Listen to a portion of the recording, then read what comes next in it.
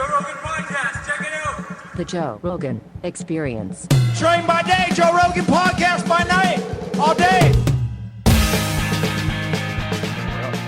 Steve Rinella. That was a long exhale. I needed one. Hey, is this Trump's chair? He sat in that chair, yeah. I want to soak up some of the tenacity, man. He's got a lot of that. It took me a long time, man.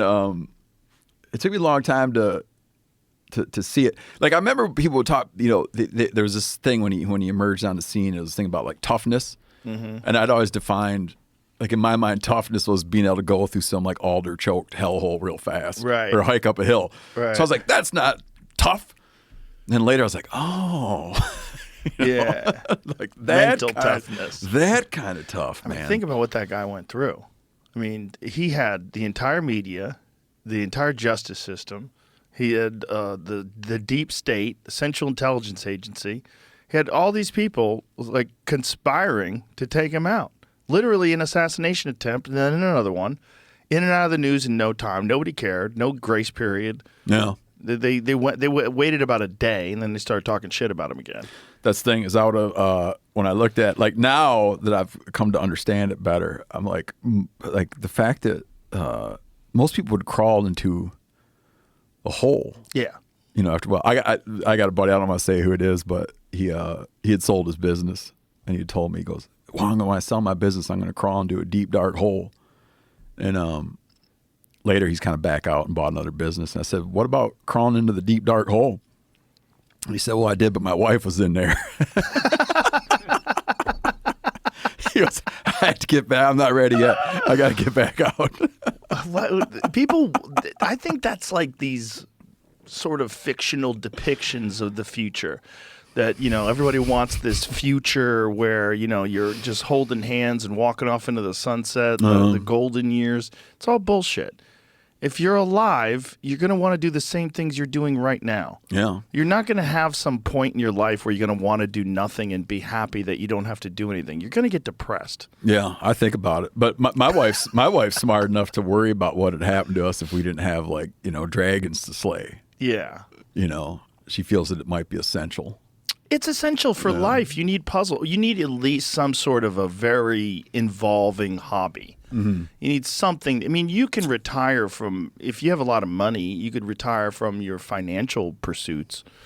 But you need something that you enjoy doing. Human beings need tasks. Mm-hmm. If you don't have something, you get very dull, and that's how people get Alzheimer's. They just fucking get dementia. They just like sit around the house, and their brain atrophies, and then they just die. Yeah, I look at people like that, and you know, part of looking at Biden and Trump would be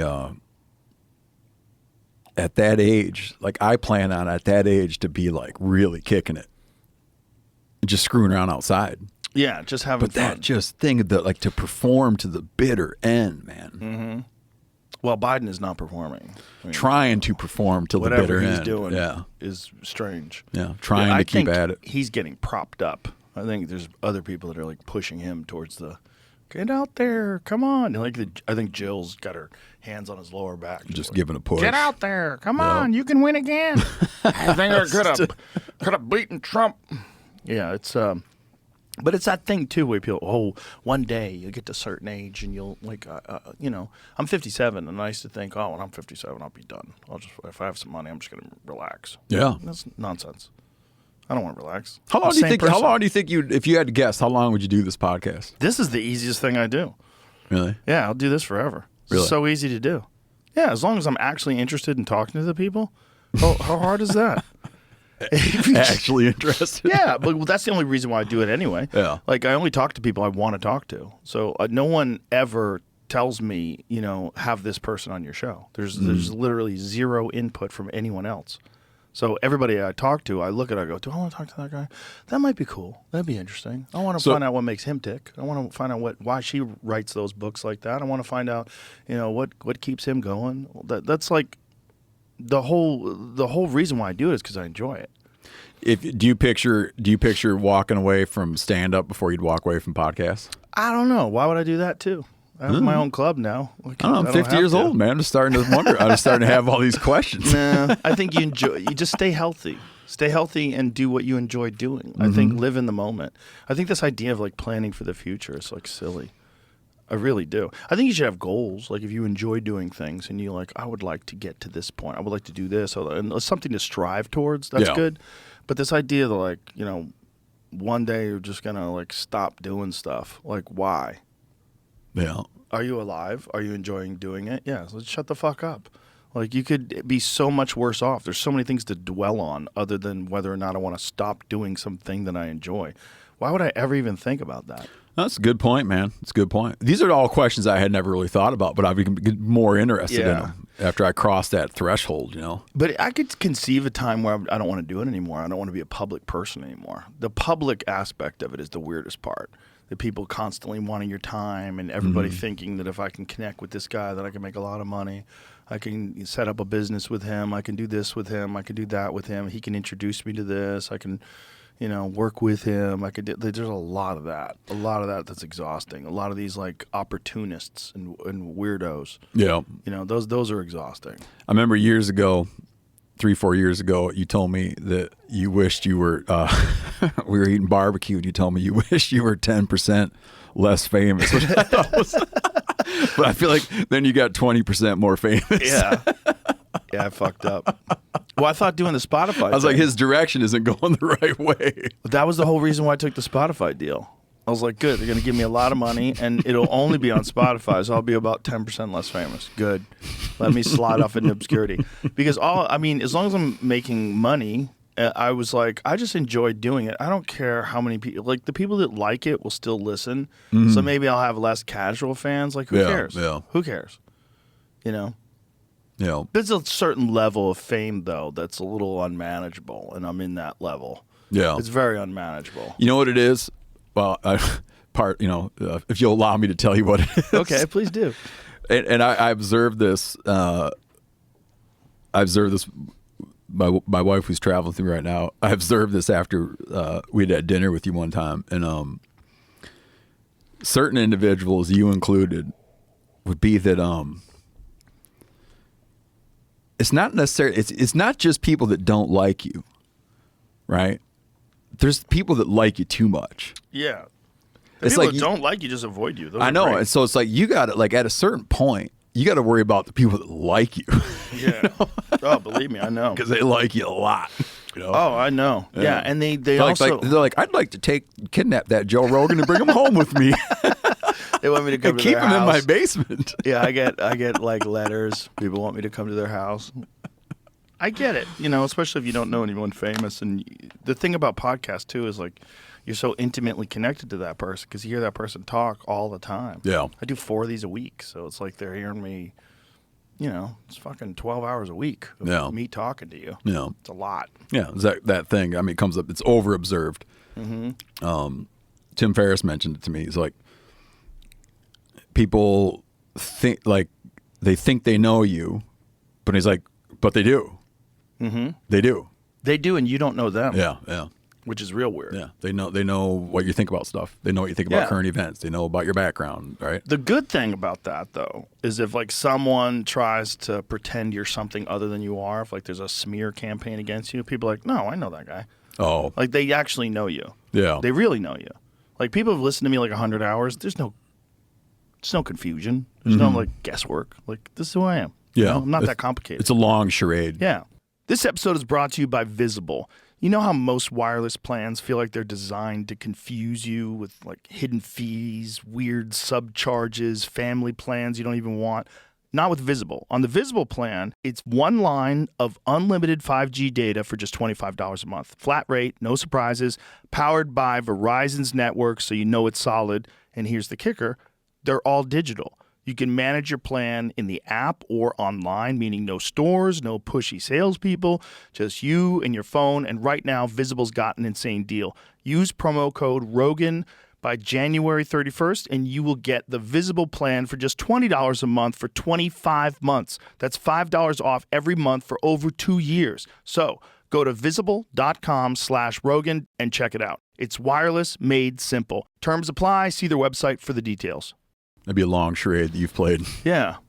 Imagine you bullshitted people for that long. That would be amazing. Like 100,000-hour charade. 15 years 100,000-hour charade. Bullshitting people. Yeah. But, there's always that suspicion when you see someone on television that they're not really that way, because there's been, like the Ellen situation. Yeah. People found out that Ellen was mean, and all these people came out and said, Ellen's actually a fucking bitch. And they were like, whoa, I can't believe it. And she lost everything. She fell apart, disappeared. Because people found out that this character that she was portraying in a half an hour on a television show is not really who she was. Yep. But I hadn't already known that, because I had a buddy who worked for her. And he was like, she's a fucking monster. Yeah. I didn't really had a lot of awareness.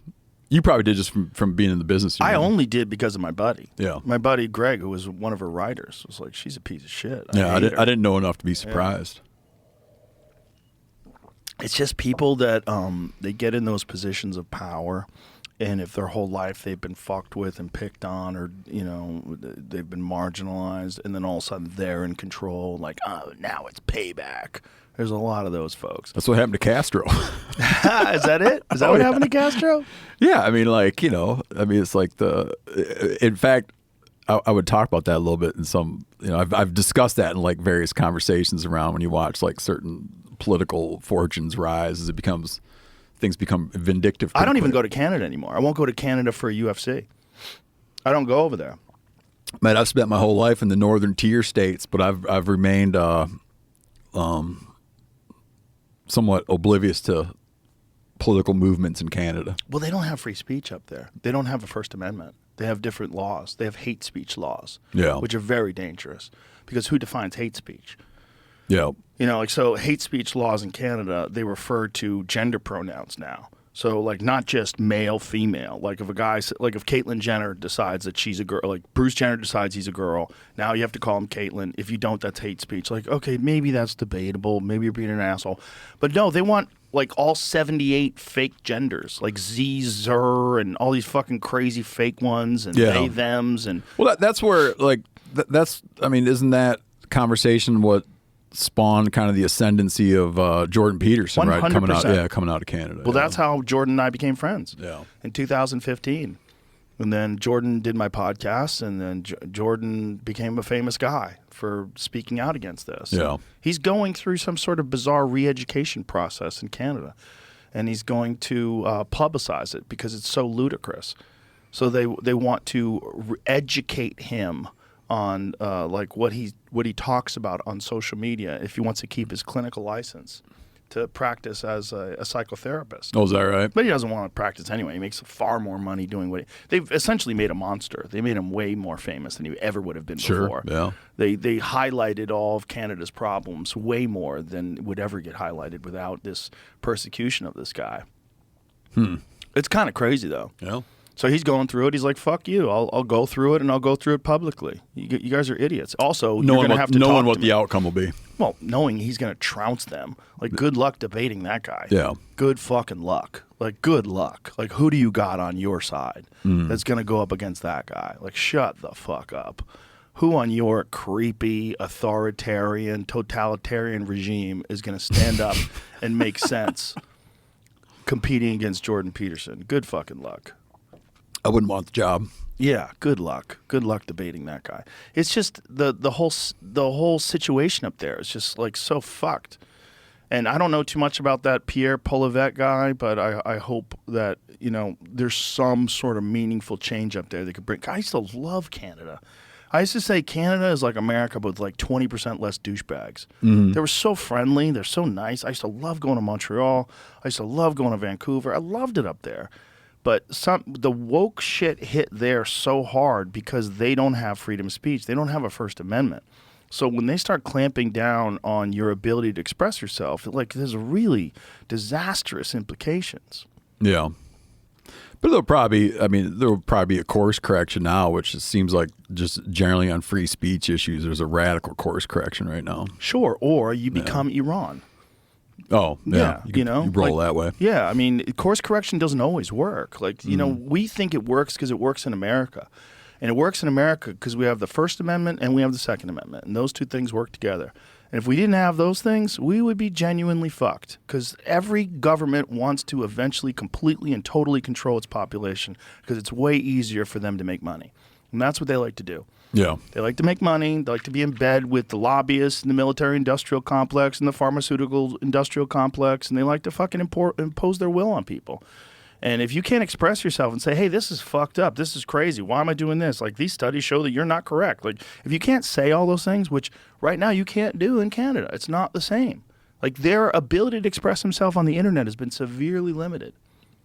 It's real weird, man. It's real weird, and it's happening right. You could walk there. If you wanted to, you could walk there. And it's fucked. It's like it's on the same patch of land as us, and it's fucked. It just shows you what can happen here if you don't have the right laws. Because people like that fuckhead, Justin, they pretend You guys that are on first name basis. yeah, that cocksucker. They pretend that they're, and I don't talk this way about anybody. No, I'm really surprised. I genuinely despise people like that. And I think it's good to say it publicly, because people need to understand like what these people are doing. These people are leading you on the road to legitimate communism. Like he's leading that country on a road to legitimate communism. It's very dangerous. And I think most Canadians are fed up with it at this point. It's just like the party up there has so much control. And he's been forced to resign, so he's got to step down. And just hopefully they don't get some new slick talker to con them into the same old bullshit. Hopefully someone comes along that has like real meaningful change. Yeah. Which is what I'm hoping is going to happen in America too. If that Tim Walz cocksucker, if that guy got into power, like if Kamala died and Tim Walz, Tampon Tim, was our fucking president, you know how crazy this country would be? That weirdo who puts tampons in the boys' room. And what about our joy? Like he's a complete pathological liar. Like a complete liar. Lied about being in Tiananmen Square. Lied about being a fucking head coach of a football team. Yeah, I thought some of that was just weird and how avoidable it was. 100% avoidable, but pathological liars, people that are habitual liars, they just lie all the time about everything. But there's a way you can do it where it's sort of like no one's ever going to know. And there's things you can fib about that are just that you find out in 5 seconds. So you wonder about making the call to embellish something that a person could answer on their phone. Right. Instantly. Like almost as you're saying it. Yeah. know? That's not true. No, this was your rank in the military. Yeah. Oh, you didn't deploy for war. You didn't. Why are you saying you deployed at war? The weapons you used in war? No. You were in war. Like, oh, you were a head foot? No, you weren't a head coach. You were the water boy. Yeah. The fuck are you talking about? I thought some of that was weird. Well, he's just a liar. But that's what a lot of these people are. They're just actors who are ugly. And they're like, well, I can't really make it in show business. And I want a lot of attention. And I want to be a special person. So I'll do politics. I'm good at bullshitting. Mm-hmm. And most people, they're trusting. They're like, oh, he's saying the right things. If you say the right things, abracadabra. And then next thing you know, you're a fucking governor. Yeah. You ever going to run for governor, Texas?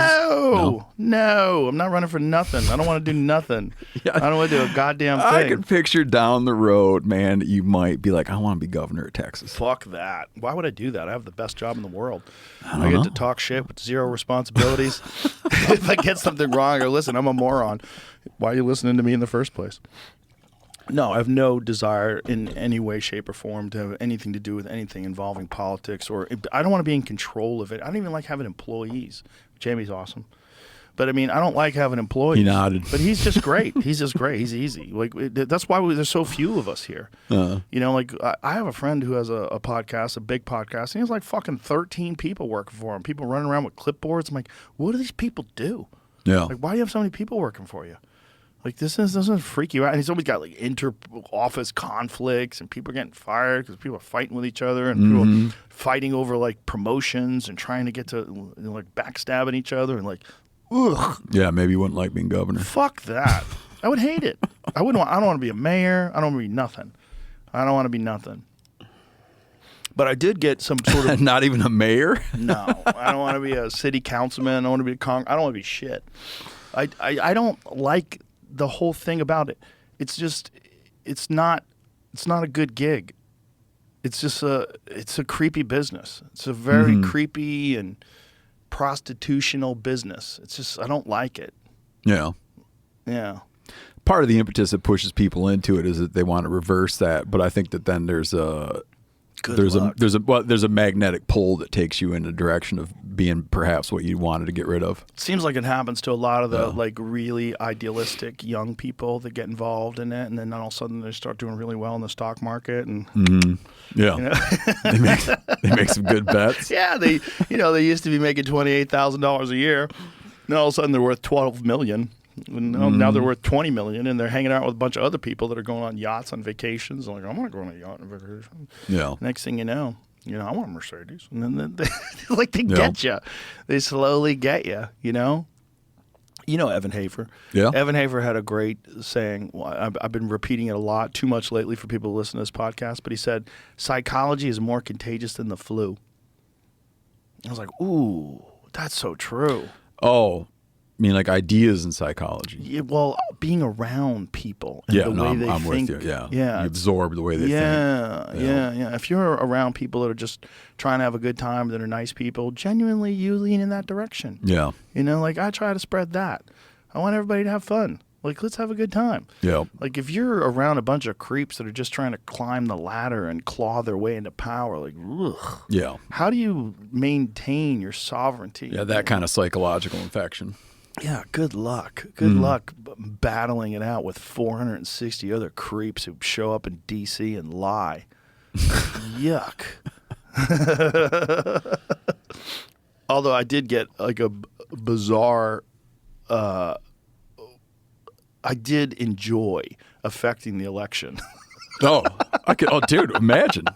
I can imagine. I did enjoy it because I didn't want to. I did not want to get involved in any way, shape, or form. But it got so weird. Yeah, so crazy. You'd expressed that publicly in the past. I was like, I don't want to have nothing, and I don't want to have anything to do with it in the future. I didn't want to. I just felt sucked into it. I'm like, like we can't do this again. We can't do it with these same people that fucked us for 4 years, and then they're gonna we're gonna do it differently now. Like what's going on? Did you see what's going on? Obviously, you've seen what's going on in California. But the governor gave this creepy fucking speech where he was talking about speculators coming in and talking about what to do with the land of all these homes that have been burnt down while it's still only 6% contained. And he did this little dance like, I've been talking with these, with the governor of Hawaii about what to do. We've got some ideas. A speculator, we're going to have some meetings. Like, he's doing really? This. Oh, show it to him, Jamie. It's so creepy because it's happening while these people are... Their houses have been burned, all their childhood memorabilia, all the stuff for their kids, the photos, the fucking everything they have. Everything they have is gone. All heirlooms, their mother's wedding ring, that kind of shit. Everything's burnt to the ground. And this guy's like standing in front of all this stuff, and he's got a smile on his face, and he's talking about land use. The development plans. Watch this. Play this. And give me. I was just talking to Josh Green, the governor of down in Hawaii, who had some ideas around some land use concerns he has around speculators coming in, buying up properties, and the like. So we're already working with our legal teams to move those things forward, and we'll be presenting those in a matter of days, not just weeks. With a big smile on his face. Look at the little wiggle he does with his shoulders. Speculator, watch this. Talking to Josh. Look at this. Look at this little wiggle. It's excited about the possibilities of speculators coming in. And he's saying we're move forward. We're going to move forward on that. These people lost their homes. A lot of those people don't even have fire insurance because the fire insurance pulled out of California. I think 69% of fire insurance pulled out of California because they're like, this is too crazy. Like, you guys aren't doing jack shit to manage this. You're not clearing the brush. The amount of money they could have saved by just clearing brush, by filling the reservoir, that 11 million gallon reservoir was completely empty during the time of full fire season. Like, why didn't you fix that? Yeah. Like, it's all insanely mismanaged. And then this guy is on television talking about, we're really excited about that. Doing a dance in front of the burned down home that people used to sleep in, where their children would sleep in. Like, this is so disgusting. That's why I don't want to be governor. What's funny? I was going to tell you about, on the way down here, I happened to be sitting across from one of our senators from Montana. And after... When the flight was getting off, it's hilarious. This old timer comes by him, and legitimately, I'm not joking, legitimately brings up to him potholes on the road. Really? Like on the airplane. It's like, you got to do something about these potholes. I'm outside of Belgrade and those potholes are terrible. He's like, okay, yeah, got it. Well, I mean, the senator can't do much about obviously. No, I know, but it's just like, it's almost like a cliche. But you know, the thing with the other night, guys that I grew up with, you know, like a fish that was very central to our upbringing was a fish called smelt. There's different kinds of smelt. So we had a rainbow smelt, and they live in the Great Lakes. And so in the spring, when the smelt run, you know, it was a big deal to go smelt dipping, and we would smelt dip them with drop nets and dip nets. It was a huge thing. And when smelt numbers were really high, you know, it was just like, it kind of brought everybody together. A lot of my buddies used to do that in Massachusetts. The smelt run. Yeah. So the other night, someone had taken out a clip where someone had taken out a chunk of an article in my friend circle and had sent me a thing where Trump had called the Delta smelt like a basically useless fish. And I was like, man, I feel like there needs to be like a article in the Constitution that the president cannot shit talk smelt, you know. But then I realized it was a different smelt, so I got I cooled off once I realized it was the Delta smelt and not our beloved rainbow smelt. Well, you can have there's a balance, right, in terms of like being environmentally conscious, but also recognizing the needs of the human population. And I think that's been distorted in California significantly. Yeah, but I do get like my hackles get up about disparaging fishes and birds. Of course, yeah, no, I get it. Playoffs. We're talking about playoffs? You bet we are. Get in on the action with DraftKings Sportsbook, an official sports betting partner of the NFL. Scoring touchdowns is key to winning the playoffs, and you can score big by betting on them at DraftKings, the #1 place to bet touchdowns. Ready to place your bet? Try betting on something simple like a player to score 6. Go to DraftKings Sportsbook app and make your pick. New DraftKings customers can bet $5 to get $200 in bonus bets instantly. Download the DraftKings Sportsbook app and use the code Rogan. That's code Rogan for new customers to get $200 in bonus bets instantly when you bet just $5. Only on DraftKings Sportsbook. The crown is yours.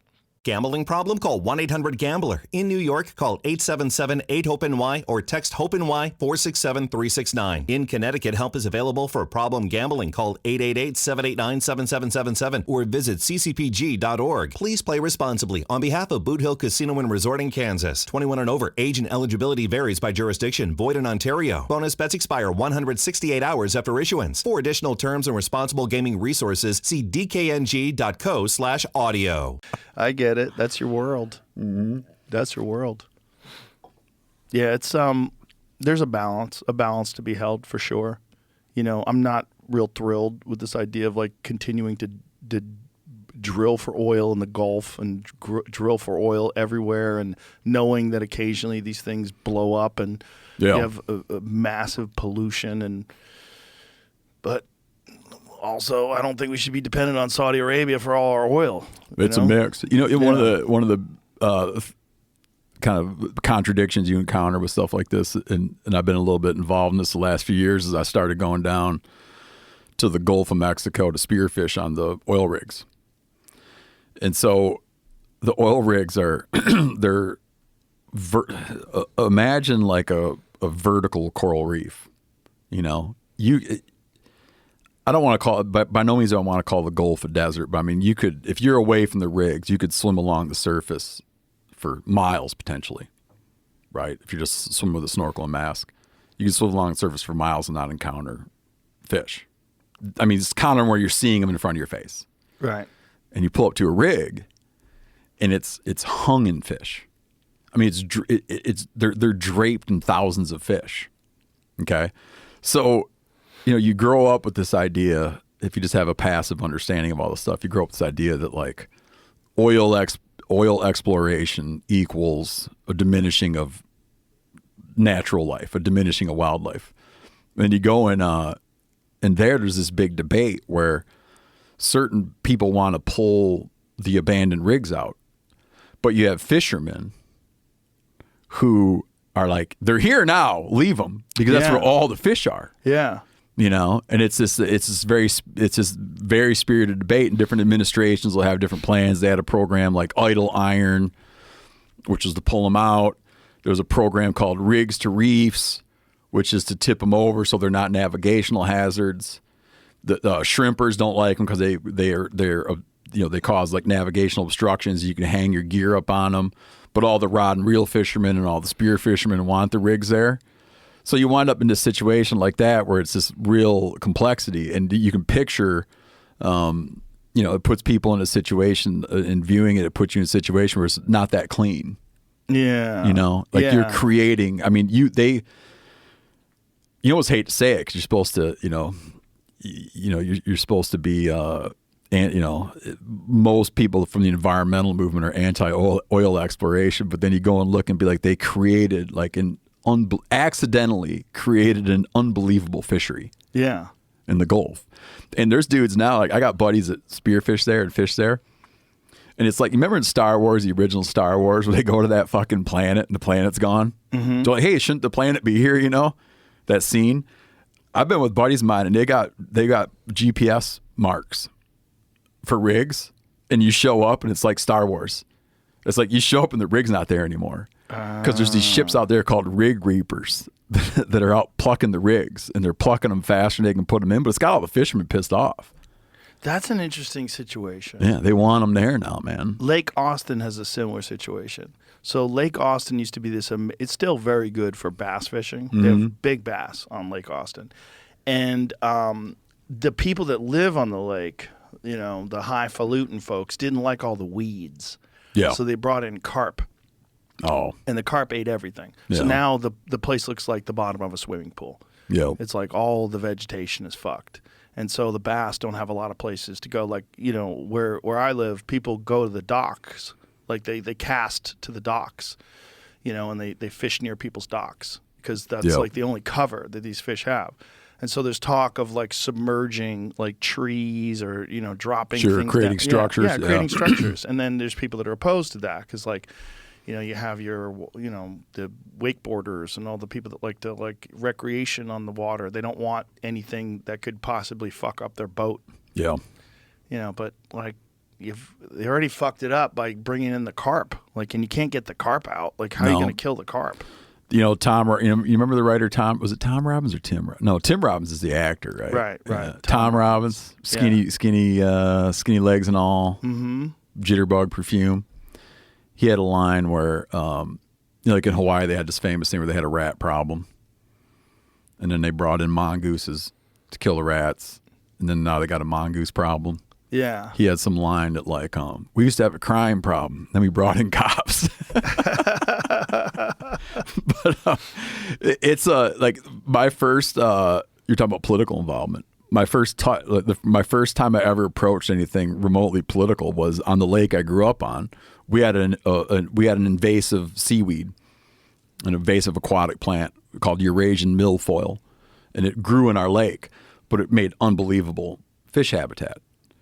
And at the time, I was not hip enough to understand the deleterious effects of non-native vegetation. I just knew that when you wanted to catch a fish, you went to the milfoil bed because all the fish were hiding in the milfoil. And they had this proposal to come in and kill all the milfoil in all the lakes. And I went down, and I remember I was in high school. I went down, and I remember I was the sole person there to represent like the milfoil side of the argument. And then they did it. They went in and poisoned all the milfoil out of the lakes in hopes of, bringing in like the native seaweeds would take hold. But it absolutely transformed the lake. And from a fishery perspective, not a perspective of native habitat, but from a pounds of fish perspective, the pounds of fish, like the biomass of fish declined by pulling out the weeds. Of course. And it's again like on one hand you look like, well, why would you mess up with this? There's fish everywhere. And some people be like, well, it's not a native plant and we need to value native wildlife at the expense of what, a high schooler would look at as like, it's where the fish are. Yeah. They didn't do what they did to Lake Austin. They didn't do it to Ladybird Lake. So if you go to Ladybird Lake, it's just hopping with bass. Remained a good fishery. Yeah, there's seaweed and all kinds of, or not seaweed, but lily pads and all kinds of shit over there that you don't have on Lake Austin. They didn't bring in the carp. Yeah. The other enormously destructive thing that they've done around the lakes where I grew up on is so much of that life, the lake life, relies on what you call like the littoral zone. So, the shoreline zone. And most of these fish species, they like it to be dirty, meaning weeds, falling over trees. Like it creates all kinds of habitat, right, for little stuff to hide. And on these lakes where I grew up in Michigan, there's been a tendency over the years to put Roundup on your shoreline and then haul in beach sand. And you just watch over the years, like over the course of my lifetime, you just watch this like really like verdant, kind of like vibrant environment become increasingly like a swimming pool. In a lot of those lakes, man, and it's just been depressing to watch happen. Yeah, we were talking the other day about eating freshwater fish and how much toxic chemicals are in freshwater fish. It's fucking bananas. Yeah, they have state advisories, which I've always ignored. Have you ever get your blood tested? No, but you want to know? I might have told you this story, man. Did I ever tell you a story about this? Which one? Well, I'll tell it real quick. So I grew up with a guy a guy named Ron Spring. Yes. He had I tell you the Ron Spring story? Yeah. Okay, go never ahead, mind. though. Please do. Oh, fuck, I tell the story too many people. I don't think you told it on here. Okay. I grew up with this guy, Ron Spring, and for a living, he was a commercial bait fisherman.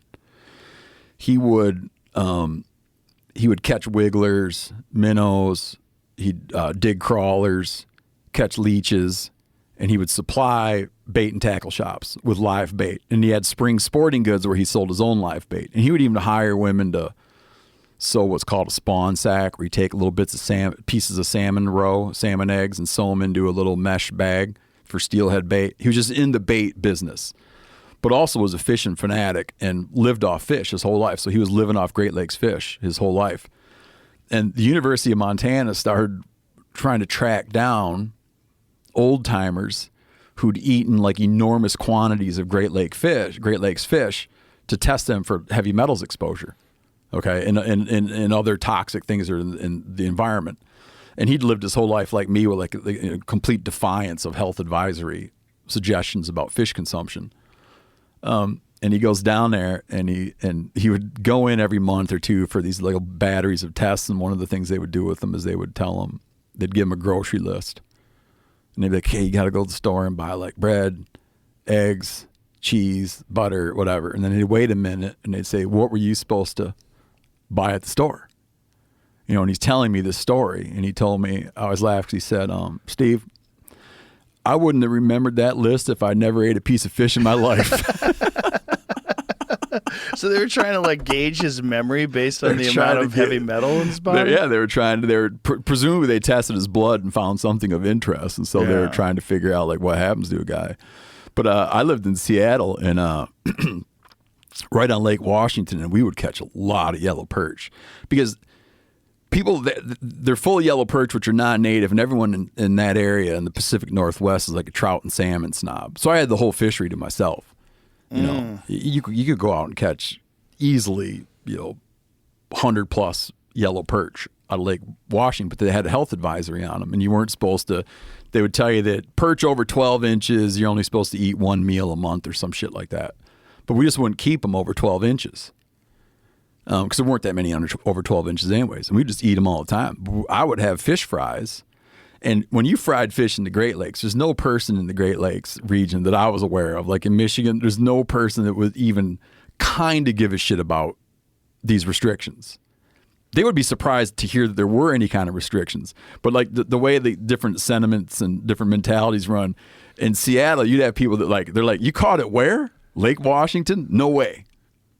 Right? Just like a level of awareness from like an urban environment about those kind of toxins. And growing up where I grew up, it was just not a thing that people discussed, even though they're right in the fishing regs. When did it start happening? Like, when did freshwater fish become toxic? That would be something I'd be interested in. Man, I think it's like it's mercury, it's certain industrial solvents. It's BPAs too. Yeah, it's forever chemicals. And I think that with Lake Washington, there was a lot. Correct me, maybe I'm wrong. As I say this, I might be wrong. I think there was things around Boeing plants and old solvents and stuff that went in the water. But mercury, which comes from different ways. They have ways of scrubbing it now and greatly reducing the amount of mercury when you burn coal.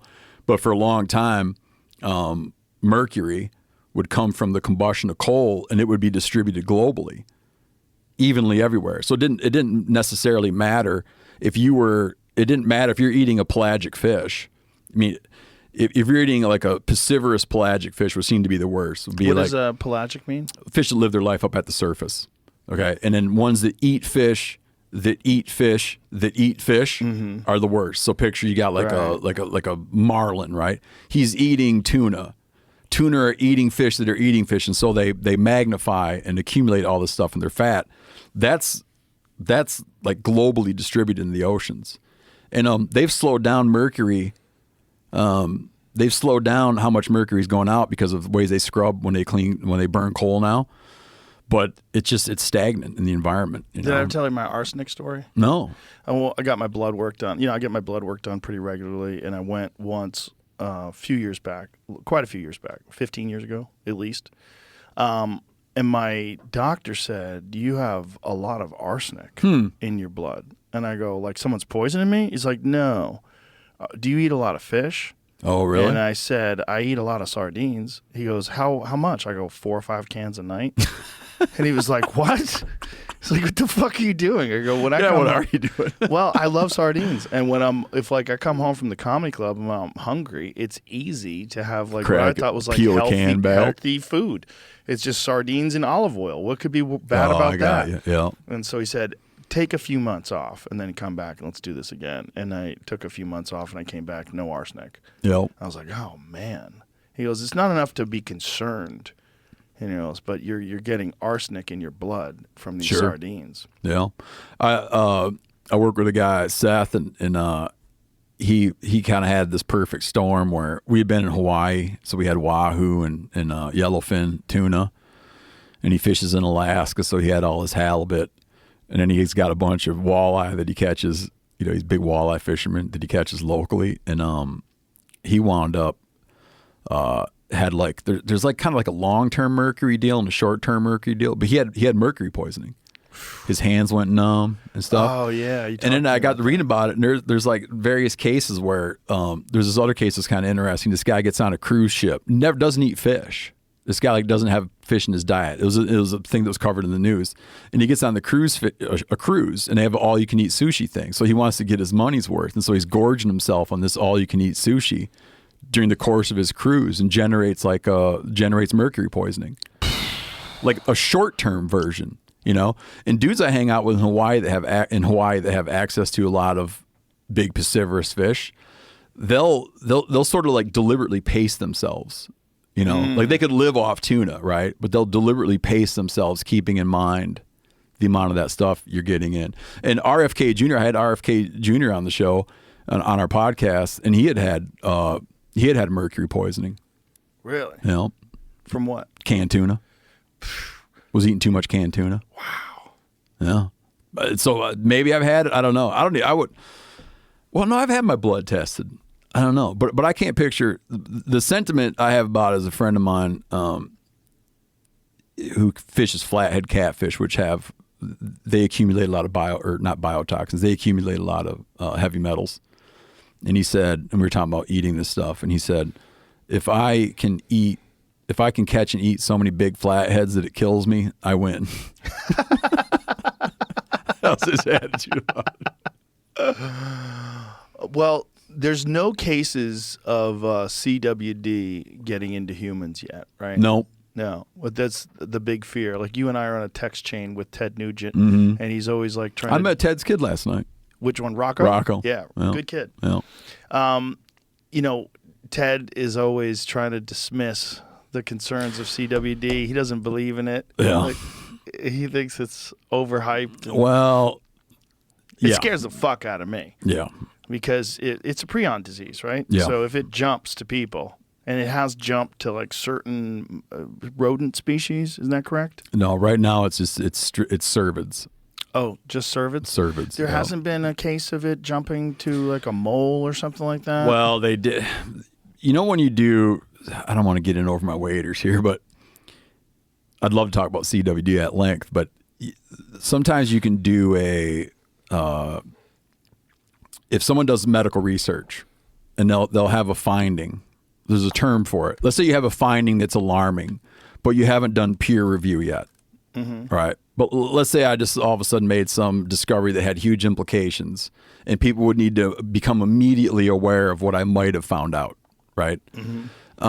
There's a term for it where you would release these like preliminary findings, even though it hasn't been held up to academic rigor, because it's of such importance. Like a lot of times you don't get to skip that step, but in cases of medical, you get to skip a step and say like, hey, hang tight. We're not all the way there yet, but look, this is kind of alarming. They had a case and it all corroded, but these guys had a case where they were able to infect a rhesus monkey with CWD. But then it wasn't replicable, didn't hold up. But when things like that happen, they tend to get a ton of media, but then down the road, the media doesn't follow suit.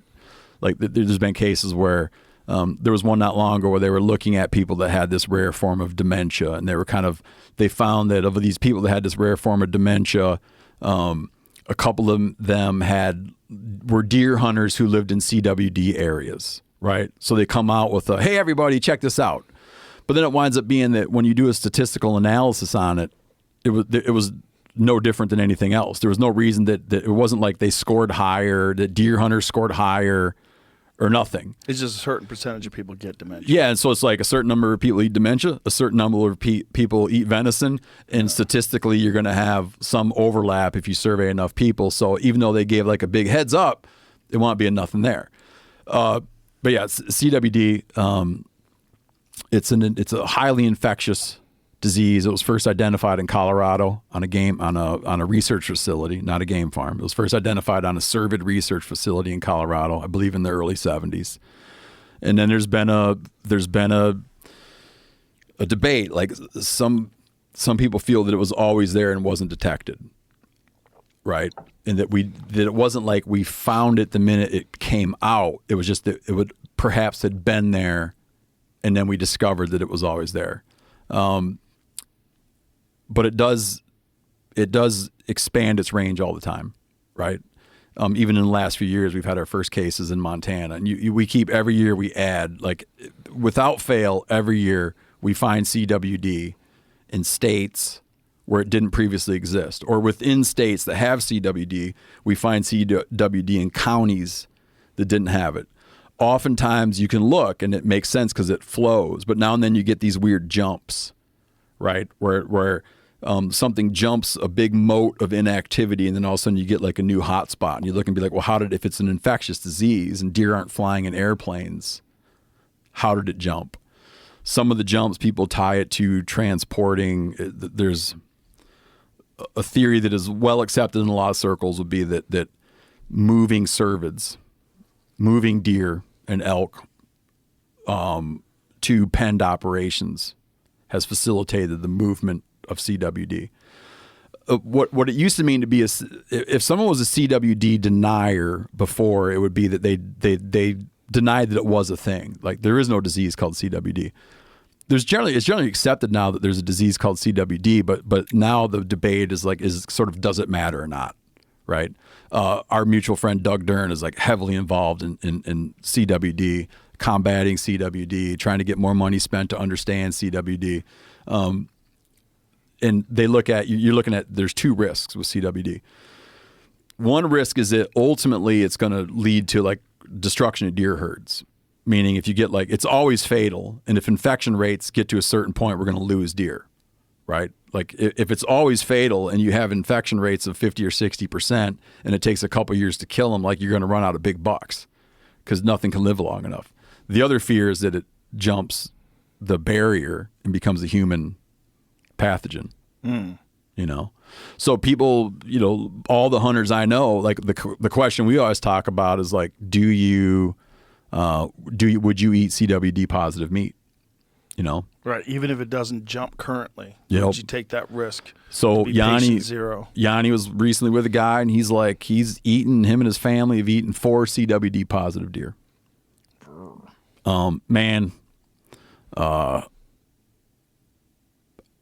I couldn't. I can't. I couldn't serve it to my kids. No, I wouldn't eat it myself either. I can't serve it to my kids. No, I don't. I haven't knowingly eat it. But here's the thing. Here's the rub. I've said this number before, and people are like, that's not true, but it's true. I'm telling you, hundreds of thousands of people have eaten CWD positive. Hundreds of thousands of people have eaten CWD positive meat. I would imagine that's true. Yeah. Yeah. Over many decades. Yeah. Right. So at what point do you get comfortable? I don't know. It's a tough one. Yeah, it's a tough one because it's a tough one. It can jump. It hasn't. It hasn't. But when you look at the history of these types of diseases, especially prion diseases like mad cow, prion disease jumped people. You know the debate between prion and prion? No. You know, you hear pronounced. I used to say prion, but then I heard scientists say prion, and I wanted to sound smart. Well, so I changed it. the biologist Jim Heffelfinger, you should that'd be a very good guy for you to have on your show someday. The biologist Jim Heffelfinger sent me a thing where the guy that named it, the guy that coined the term, spelled out phonetically how it's supposed to be pronounced. So then I was like, okay, I'm going to stick with prion now. If the guy that came up with it says prion. Oh, so that's what it is? And not prion. Okay. Yeah. He's like, we'll call it this and we'll pronounce it this way. Okay. So it's prion. It's now I'm trying to. I always try to remember which one it is, and it's it's prion. It's scary, dude. It's scary. And Doug, I've said this 100 times, like before. Like, if I say, man, the main thing I'm worried about is people getting it. That pisses Doug off because Doug's worried about that we're going to lose big bucks.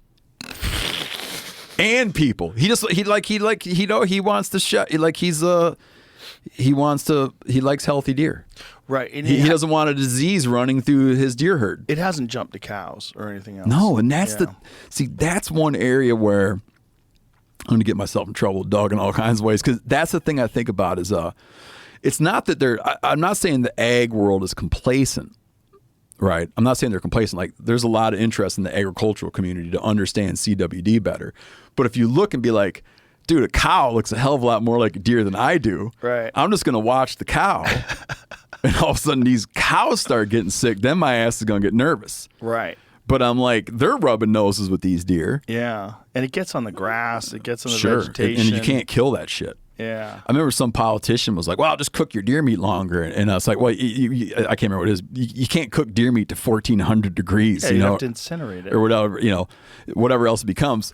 But yeah, cooking it isn't the thing. It can survive. That's why if you hunt, there's a lot of restrictions now on moving carcasses around, right? So more and more states are implementing that when you go home, they don't want you bringing the head home. They don't want you bringing the bones home. I also fear for a time, and it'd just be terrible, fear for a time where you couldn't bring anything. Like they really restrict movement, Right. Like it's very easy to comply with not moving bones. It's easy to comply with not moving brain matter. Like, that's easy, right? Yeah. But picture that this gets out of hand and all of a sudden it's like you can't move venison across county lines. I don't know. Right. Like, no one's thrown this out there, but as they look at like further and further restrictions, it's scary. And so from a guy like from I don't want to speak for Nugent, but from his idea of it being overblown is his idea would be like I said, I hate speaking for the guy. It would be that here we are making policy changes, making game management changes, making rule changes, adjusting what you can and can't do in the woods based off a thing that most people would be like, but we haven't proven there's a problem. Right. That would be his perspective on it. My perspective is it's scary as shit. And as much as our government right now is trying to find a way to stop spending so much money, I support any money that can get spent on finding out if this can be a real problem or not. Yeah. Like I'll find other places to get the money, but I'd like to channel taxpayer dollars, billions of them, into making sure deer meat stays safe. Well, the thing is, that's my kind of pork barrel spending. There's no way to eradicate it, right? Like there's no way to identify the deer that haven't exhibited symptoms, and they're spreading it. Yeah, they're looking at ways to test live animals. Then there's other cockamamie ideas that.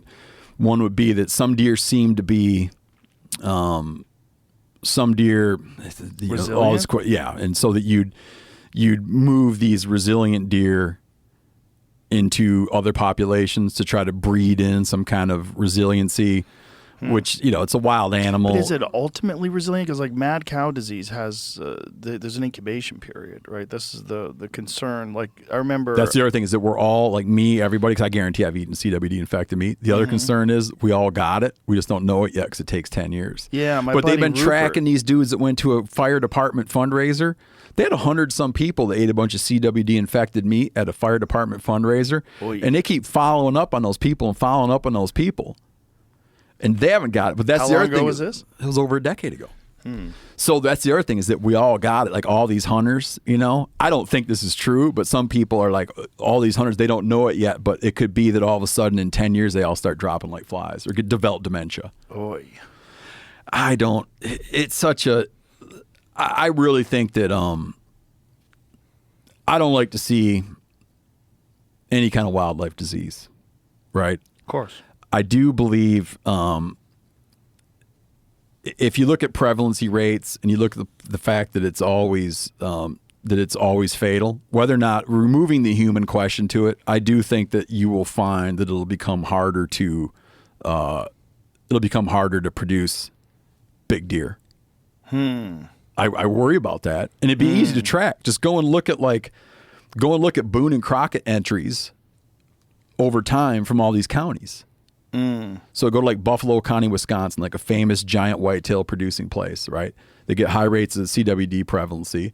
If you put a line on CWD prevalency, and you put a line on Boone and Crockett entries, and you're able to track this over many years because we have all this data, does it correlate? Does like CWD prevalency drive down big bucks? Right. It's like it seems. I'm sure some mathematician out there has started to try to look at like if it's true, but a lot of people on the ground say that you do see population level impact from CWD, and I'm guessing there's no way it doesn't affect participation, meaning that people that would like to hunt, and the whole promise of wild meat is you're getting like really healthy meat, right. You're able to control the food chain, but then all of a sudden you throw in this question of like, well, but it could give you a prion disease, hypothetically. That's gonna dampen people's enthusiasm about deer, and I'd hate to see we get to a point where when I look at a deer with like great enthusiasm and love. What happens when we look at deer and we look at them like a disease vector? Ooh. Right? Does it become like do you view it like a rat, or you see a rat and you like recoil? Ooh. Like I don't want that shit in my yard. Right. They carry disease, don't they? What if your dog could get it? Yeah, like picture down the road that like deer, which are this like universally loved, praised animal, this kind of like symbol of the American outdoorsman, becomes like that shit out of my yard. Oof. What is when Doug talks about, they do a lot of testing in Wisconsin where Doug is. A lot of testing, yeah. What's the percentage that come up positive? Man, they have, I think that on Doug's place, I think that like last year, I don't know if they got all the results from this year, but I think last year they had close to 50% of bucks. Whoa. Yeah. It's hovering. It's like very high. And this is fairly recent, like a decade ago they started appearing, right? Yeah, I think that CWD goes back maybe about a decade in his area. He's in Richland County. Is he Richland County? Yeah, Richland County, Wisconsin. Somewhere in that ballpark. And it's changed. Like when you were at Doug's place, remember at Doug's place they used to have this slogan like "Nice buck next year," meaning right. Let deer grow, let deer grow. And Doug has really changed over the years. He's changed his tune, and they really want to try to. The idea generally with wildlife managers is that by lowering, you'll slow spread by lowering numbers. Right. That if you have 40 deer per square mile, you're going to have increased spread. And if it was 20 deer per square mile, 30 deer per square mile, you might slow the spread. But no one's demonstrated a lot of success in slowing the spread of CWD. So other hunters will look at it and be like, yeah, you're out there lowering deer numbers. And so there's half as many deer on the landscape. And CWD still spreads. Right. So you wind up with this question of like, how do you justify trying to suppress deer numbers when you're not demonstrating a lot of success in slowing prevalency. And the whole thing you're afraid of is lowering deer numbers, but you're lowering deer numbers.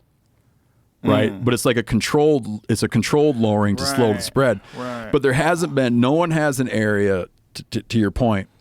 You can't go to a county. I don't think, if I'm wrong by maybe one county, but I'm pretty positive I'm not wrong. And this is generally absolutely true. You can't go to a county that had infected deer that no longer has infected deer. No one's gone into a population of deer and eradicated CWD. No one's gotten rid of it. That's crazy. Yeah. Has it jumped to moose? Yeah, I think that cervids. So primarily white-tailed deer, mule deer, elk. They found it. They've had it transmit to caribou. God, I should know that. Because It's got to be because it's a cervid. So there's no way it doesn't. Numbers, like Not from that. Right, but I'm saying like the thing about moose is there's lower numbers and they don't exist in like packs. Yeah. But since it is a cervid disease, I should know this. Since it is, I'm assuming they've found it in there. I can't think of examples. I can think of mule deer, white-tailed deer, elk, caribou, but I can't think of whether or not there's been a positive case of moose. And moose have a whole host of problems right now in some areas, particularly in the lower 48, the northern states of the lower 48, between wolf depredation and then a tick. Ooh. Like a tick is really hammering those moose right now. Someone told me they went hunting and they got a moose and it was just covered in ticks. Yeah. There's a problem with, in this long series of mild winters, that these extreme colds that would lower these tick numbers down hasn't been happening. So you're having animals literally dying, like a lot of moose literally dying from tick infestations. Yeah. And then Colorado's becoming like a great. Oh, here's all the found in moose in many state provinces, there you including go. Alberta, Saskatchewan, Colorado, and Texas has moose. What? Texas has moose? No. He's Relatively that's small not areas in the Panhandle in West Texas. CWD. that's maybe. Yeah, that's CWD. But that's cockeyed. do right they there. have moose in Texas? No. I think it's mixing up two things. But it says it there. CWD I know, has been found. but CWD has been found in Texas. Right, so But they're the- not but the- saying moose in Texas. Yeah. Just Google, are there moose in Texas? There are not. I mean, everything's in Texas in some form of capacity, but no, you're way outside. No moose in Texas. Yeah, you're way outside of moose, Yeah. the native range of moose. Yeah. Colorado is becoming like an unexpected, is blowing up for moose. Really? Yeah. Colorado becomes better. I mean, they've always had moose, but like Colorado's becoming like a premier moose state. When did that happen? They've just been kicking ass there, up in the high country. Yeah, more and more moose. It's becoming like a great moose state. And meanwhile, like Maine is really suffering as a moose state. Really? Yeah, so like Maine's whole brand promise, is like around moose, and then Colorado's going to steal it. Well, it's difficult to get a tag in Maine, right? That's supposed very to be hard. Very hard. Yeah, right? yeah. It's for a non-resident especially. I used to apply over there, but I don't apply anymore. Now, what's causing the moose decline in Maine? Ticks. Oh, God. Yep, ticks. Dirty little fucking things. Yep. Have you ever heard the conspiracy theory about Lyme disease? Yeah. That's a weird one, right? Yeah. It is. Seems like there's some legitimate concern there that it might have been a bioweapon that got out of hand. Well, I think after the pandemic we just went through, I think people are more open to that idea. Mm-hmm. Yeah, it was widely dismissed by people that are a little bit more skeptical about conspiracies. Mm-hmm. But RFJ Jr. he believes it. Yeah.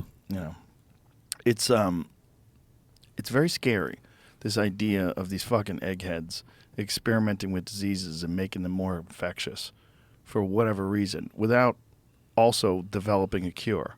Yeah, it is. It's very strange. I guess the one justification you'd have is you'd be like, well, by tinkering with it, we'll better understand it, and if it ever happens naturally, we'd be able to combat it. Yeah, how'd that work out? That didn't really work out, did it? That has to be the story you tell to yourself. I think they just make money doing research. I think if you're a researcher, like if you're a carpenter, you want to build houses. They say there's too many houses. Like, come on, we fucking need houses. I'm a carpenter. I make houses.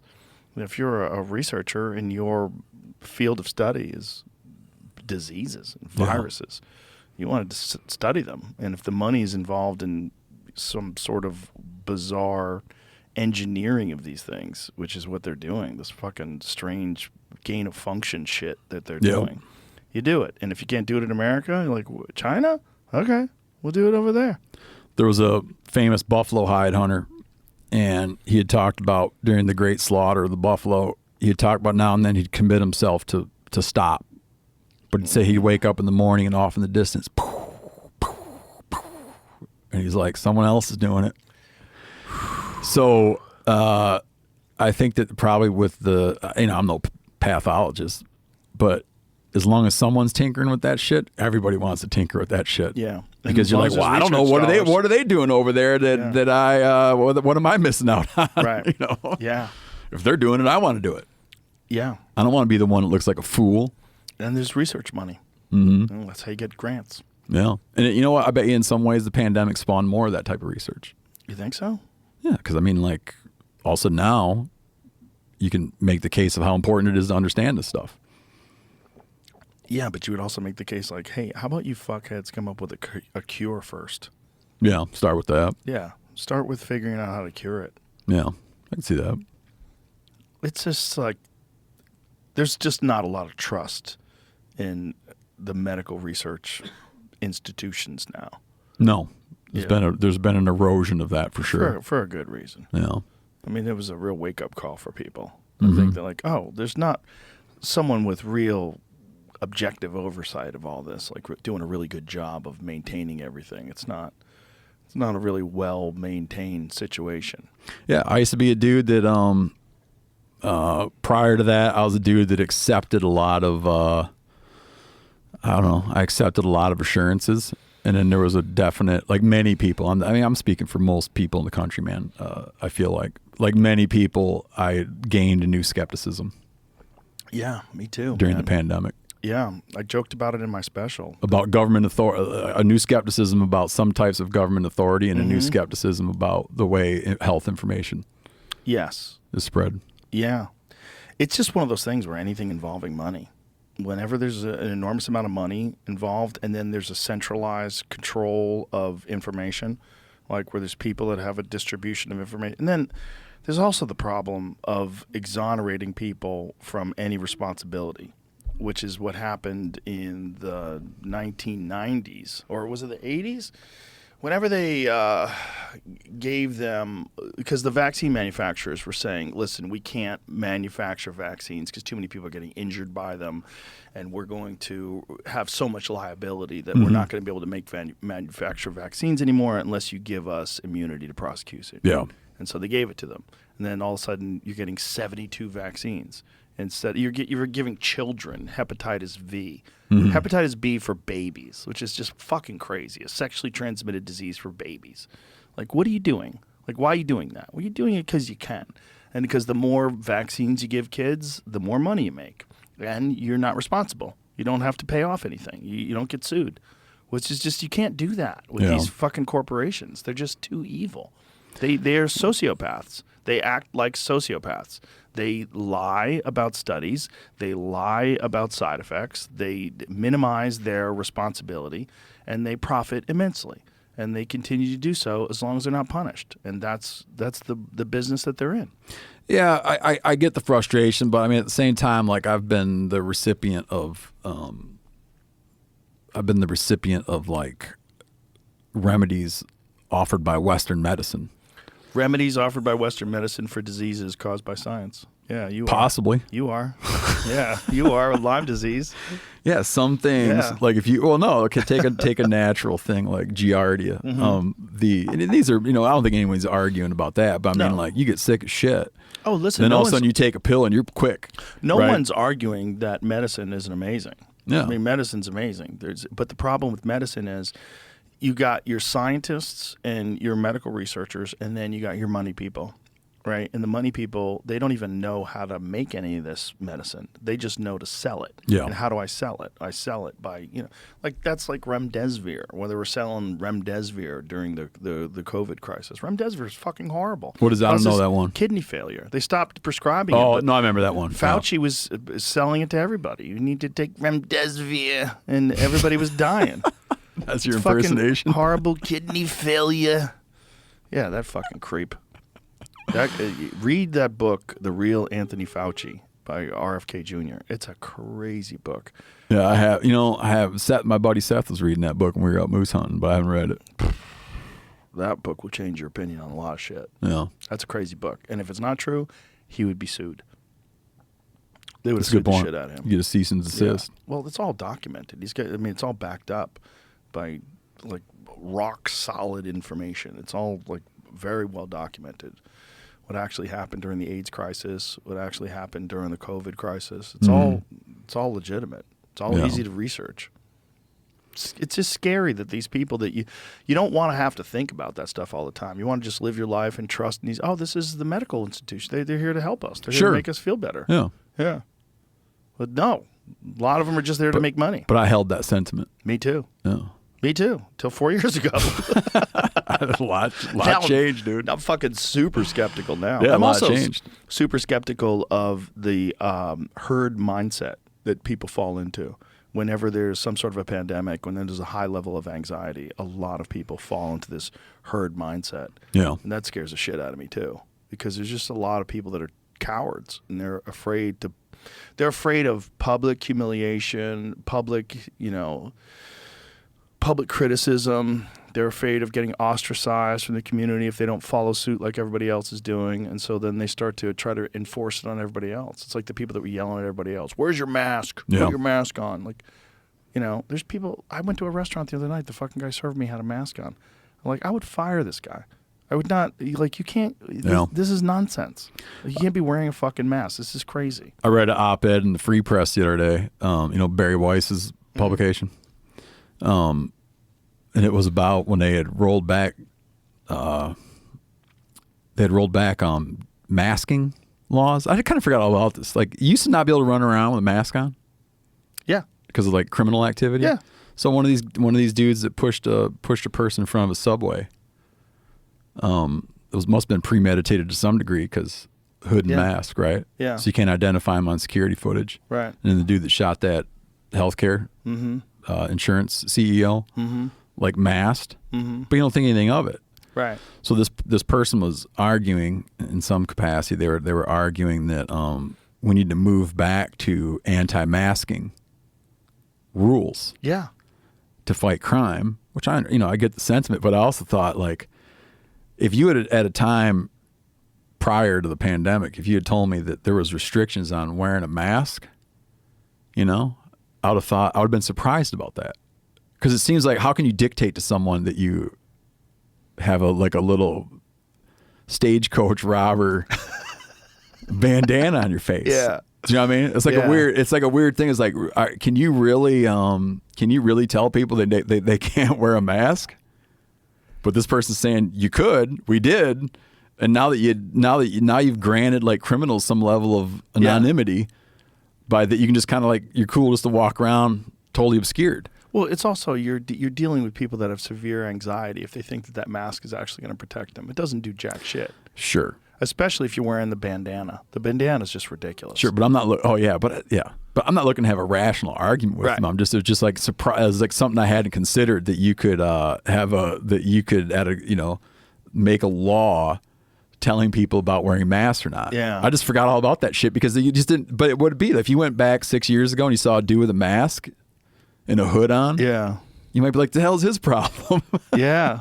Now you're like, oh, he's real scared of COVID. Real scared still to this day. I mean, someone sent me a video of this guy who wears a mask every day, and he's been pushing for masking. He's like severely mentally ill. Yeah, well, that is overrun with anxiety. Just like advocating for masking. We should all be masking and double masking. And if you had a mask on and a hood on all the time, you wouldn't be just 10% less famous. You'd be 70% less famous. I got spotted a lot when I had a mask on. With your mask on? Yeah, with a mask on. Yeah. Yeah. Well, I'm short and wide. I have an odd shape. Yeah. I think people look, is that Joe? That burly little man, little fucking chimpanzee looking dude. Bald head. Yeah. All muscly. I'd wear a baseball hat, sunglasses, mask, and they're like, is that Joe Rogan? even without like seeing my tattoos, like I just was getting busted. You know what it might be? Because you are known sitting in that seat in that posture. And so maybe when you're in the airport, you should try a different. You should try a different pose. What's the pose? Yeah, lean back. 'Cause So they might be just picking you off by your seating position. I don't know. I was just walking down the street. I was getting called out. Yeah, Yeah, I was getting with sunglasses on and a baseball hat. Yeah, you'd be 10% less famous. Yeah, that's too late. That fucking chicken is flew on the coop. Mm-hmm. Yeah, that's over. No one doing it now. I think you should stop masking. I think it should be illegal. I think it's ridiculous. In New York, they made it so that if you go into a store, you have to pull your mask down so that the facial recognition will work. Really? Yeah, because they were getting so many people getting robbed. So many stores are getting robbed, and you could never catch. Oh, the so guys. there is a movement back to that. I think it was the mayor was like proposing that. But they should just make it illegal to wear a fucking mask. You're a psychopath. Like, it doesn't work. It doesn't work, and it's not protecting you. So what are we doing? You're just covering your face. Well, you can't cover your face because we live in polite society. We want to make sure that people can't commit crimes wearing a fucking bank robber mask. Yeah. This is nuts. It a little bit, you being you being a very libertarian dude. I don't know if you describe yourself that way. Pretty much, yeah. I view, like, I'm a little surprised. I remember you were having a conversation with J.D. Vance, and J.D. Vance made a comment about, just not a serious comment, but made a comment like, dudes shouldn't wear skirts or some shit like that. And you're like, they should totally be able to wear skirts. Yeah. Women get to wear them. Why can't men? It was all said with levity. Yeah. But I was a little surprised. Like, I could picture you as well. Really feeling like, how could you legislate It's a public safety thing. obscuring your face? Yeah. Well, we in a identify skirt, there's no people public. There's for no public crimes. safety Yeah. in skirts. It's the guy's got weird knees. I recognize those knees anywhere. No, I mean, skirts is just a choice. I mean, if you wear shorts, why can't you wear skirts? It's crazy. Yeah. You should No, wear- I get it. It's public. Yeah. If a guy wants to public wear a safety dress, sentiment. what do I give a shit? If a woman wants to wear a business suit, am I mad at Ellen for wearing a business suit? Am I going to be pissed off at Hannah Gadsby for dressing up like a man? Like, come on. You should be able to wear whatever you want to wear. I don't care about that, but I care about public safety. Like, you shouldn't be able to cover your face where you can't be identified if you commit a crime. We've all agreed to that. Like, that's just ridiculous. It used to be a thing that you couldn't do. You couldn't walk into a store with a bank robber mask on. It used to be if you walked into a bank with a mask on, people would freak out. And now, if you during the pandemic, They probably they start shooting at you. Yeah, you walk into a bank without a mask, people get angry. Put your mask on. It's like we lost our mind. But the thing is, they should have realized it very early on that there's no science to it. And there was a doctor who pointed this out very early on in the pandemic, and we highlighted it, and people were very upset at us. This doctor was talking, he was a virologist, and he was saying, do you know how ridiculous this is? Let me show you. Yeah. And he used a vape. So he took a big hit of a vape, he put a mask on, and he blew vape smoke through. And he's like, the particles in vape are so much larger than these virus particles. If you're breathing through this mask, if this mask allows you to take in air, you're taking in the virus. If it allows you to blow out air, you're blowing out the virus. Shut the fuck up. Yeah. This is just stupid. This is just pretending. And in the beginning, I was like, okay, everybody just wants you to be a good person. You wear the mask. But it's so weird because during the crisis, we did UFC fights. And the UFC fights, the cornermen used to have to wear masks. So, like, I'll see, like, highlights from, like, 2021, and you see, like, the cornerman with the mask. Like, God, I forgot about this. Yeah. It's so ridiculous. And their noses hanging out. It's like the whole thing. Cover your nose. Oh, yeah, okay. Like, as if it mattered. Like, okay, this really works. And you couldn't walk into a store like this. People go, that's not good enough. This is not good enough. Oh, I forgot my mask. sure. What do you want me to do? This is the same goddamn thing. Like, what are we doing? Can I just buy toothpaste like this? No, you can't. You have to have an actual mask. Well, what is the difference between this and a fucking bandana? Zero. There's no difference. It's so stupid. I went through 2 years of, like, needing to yell at my kids all the time because if you travel with your kids and they never got the stupid things on, and you're like, but then you're not even yelling at them about that if they're going to prevent them from. You're not saving them from a disease. You're saving them from being ostracized or yelled at by the flight attendants. Yes. So you spend 2 years being like, put your damn mask on. Put your mask on. Well, I don't think it works. Like, no one. It's not about whether it works. You just got to do it to not get in trouble. Yeah. I had a conversation with my kids. I'm like, this does not work. Just want you to know. It's not going to make you safer. It's not going to. They both had COVID early on. Yeah. They got over it quick. So they weren't nervous about COVID at all. I go, this is just for other crazy people that are riddled with anxiety. Yeah. You put this on, they feel okay. It's not going to be forever. It's going to be, and we're going to look back on this and we're all going to laugh. And that's like every now and then I'll go through like my closet and I'll put a jacket on that I haven't worn forever and I reach into a pocket and I pull out a fucking stupid surgical mask. Sure. I'm like, Jesus Christ. I can't believe we went through this. Yeah, we've kind of found them all and got rid of them. But I wouldn't be surprised there's one hiding somewhere. It was one of the things that Sanjay Gupta brought up when I did that podcast with him. Like, you sell masks on your website. I go, what? You think I sell them because they're real? I sell them because people have to wear them. So if you want to wear them, wear a little JRE mask. Like, I don't sell them because I think they're good. Yeah. Like, shut the fuck up. I wish they were illegal to sell. How about that? I don't want. What would I make, $1 off those fucking masks? You'd forego the profits. I would pay to have them illegal. I'll give the government $10,000 a year to make masks illegal. Fuck you. You guys are fucking crazy. The whole thing was crazy. It was really weird. It was like a psychology experiment on the whole. It was a good experiment to see like how many people around you are bitches who would just fall in line the moment things got weird. Yeah. And it's a lot. There's a lot of people just have no ability to tolerate any discomfort, any weirdness, any uncertainty, any anxiety. They just immediately there's so many people out there that have always had parents and then bosses and then supervisors and people. They were always like following rules and assuming somebody has your best interest in mind. And they don't. Yeah. They don't. There's just humans. Just a bunch of humans out there and a bunch of people that don't want to take responsibility for this fuck up that they've created. And they want to lie and distort things and gaslight the whole population. And then somehow or another, these people that are doing that are allowed to spend hundreds of millions and billions of dollars on advertising and on television. And so now the television networks will never criticize them. Because they get all this fucking, this is like the argument about advertising for pharmaceutical drugs. We're the only country other than New Zealand in the whole world that allows pharmaceutical drugs to advertise. Oh, is that right? Yeah. It's just us in New Zealand. And New Zealand's far more restricted than us. But the way our system is set up, all these television networks, CNN, NBC, CBS, ABC, they all rely on a giant percentage of their advertising budget comes from pharmaceutical drugs. And don't you just love those ads? But it's not. Here's the thing. It's not to sell more drugs.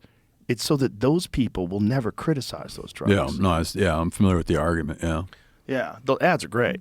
Yeah, it's like always be some dude just kicking ass. Yeah, having a great time. Wakes up, jogs with his buddies, kicks ass all day. At night he's like out with his lady, and he's like getting ready, and it kind of ends at the end of the night. You're like, that's some bitch getting lucky, Yeah. And it's like, ask your doctor if such and such. And you're like, shit, I want to kick ass like that old guy. And then they read off the side effects. The side effects at the end: suicidal thoughts, powerful diarrhea. Like, oh god. Anal bleeding. Yeah. Oh Christ. We live in a weird world, man. It's a weird world. It's a world. Whenever you involve money in things, money, profit, and the ability to lie, you get a lot of real shady things. What frustrates me already is it's going to be impossible to explain it. Like now I can't. It's very hard to explain the 9/11 terror attacks to my kids. And I want to be, when they make, in 10 years, 20 years, whatever, when they make a docu-series on the COVID-19 pandemic and the social response and the government response, like I really want to be in the room on the edit. I'll be like, don't forget about, the telling of how it happened. Yeah. Like I would like to go into a time machine and go forward and see how it is told later. Yeah. Like we'll watch now, we'll watch a documentary now, you watch something about the Cuban Missile Crisis, right? But you just picture dudes that were active during the Cuban Missile Crisis are like, no. Right? Right. They're going to be, there's even a term, it's called,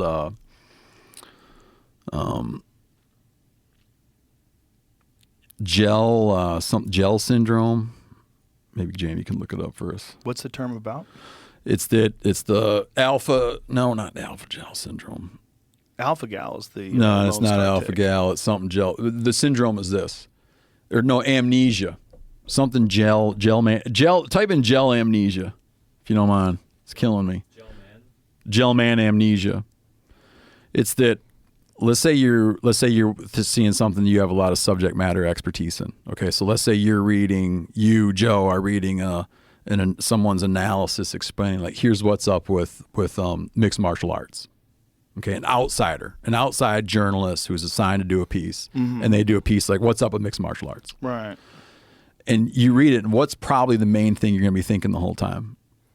Does this guy know what he's talking about? Yeah, and you're going to be like, that's totally not. Right. That's yeah. not the conversation. Right. That's not what that is. Right. You missed the point. Like, do you notice that everything you read where you know a lot about it, let's say you read a piece of reporting and it's a reporting about the podcast industry. Right. Where it came from, how it's monetized. Yeah. Mostly what you're going to feel is that's not what that is. Right. That's incorrect. Right. Well, this form of amnesia is that you forget that. So then later you're reading an article about a thing you don't know well. Right. And you're like, you feel like you're getting the straight dope. Right. But someone somewhere who knows the world well is reading it and they're having the same feeling you have every time you read about something you know well, which is this person has no idea what they're talking about. Right. So you fall in the trap, the amnesias you forget. And you take things you're not aware of, and when you get the dope on them from someone, you're forgetting how fucked up everything is when you do know about it.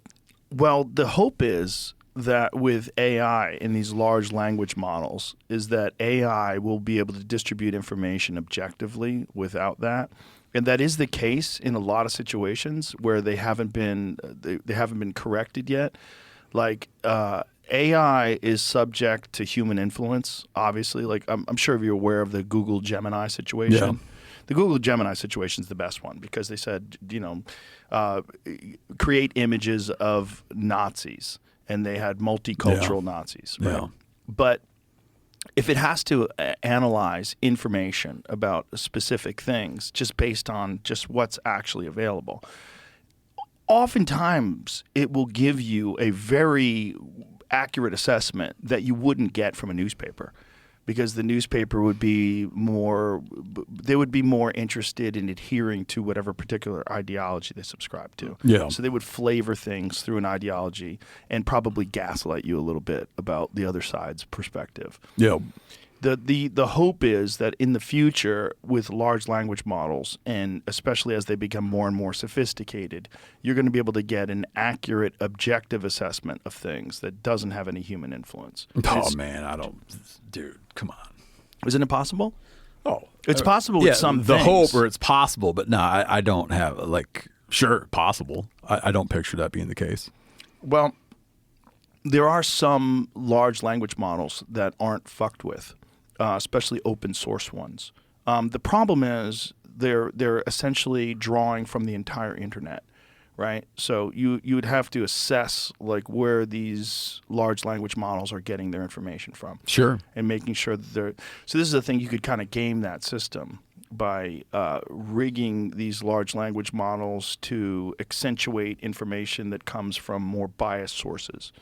You could distort the information that people would get. And someone would be motivated to do it. Yeah, until they get so sophisticated that they would be able to discern that, and they would be able to base it entirely on objective analysis of statistics and facts, and understand what these statistics are.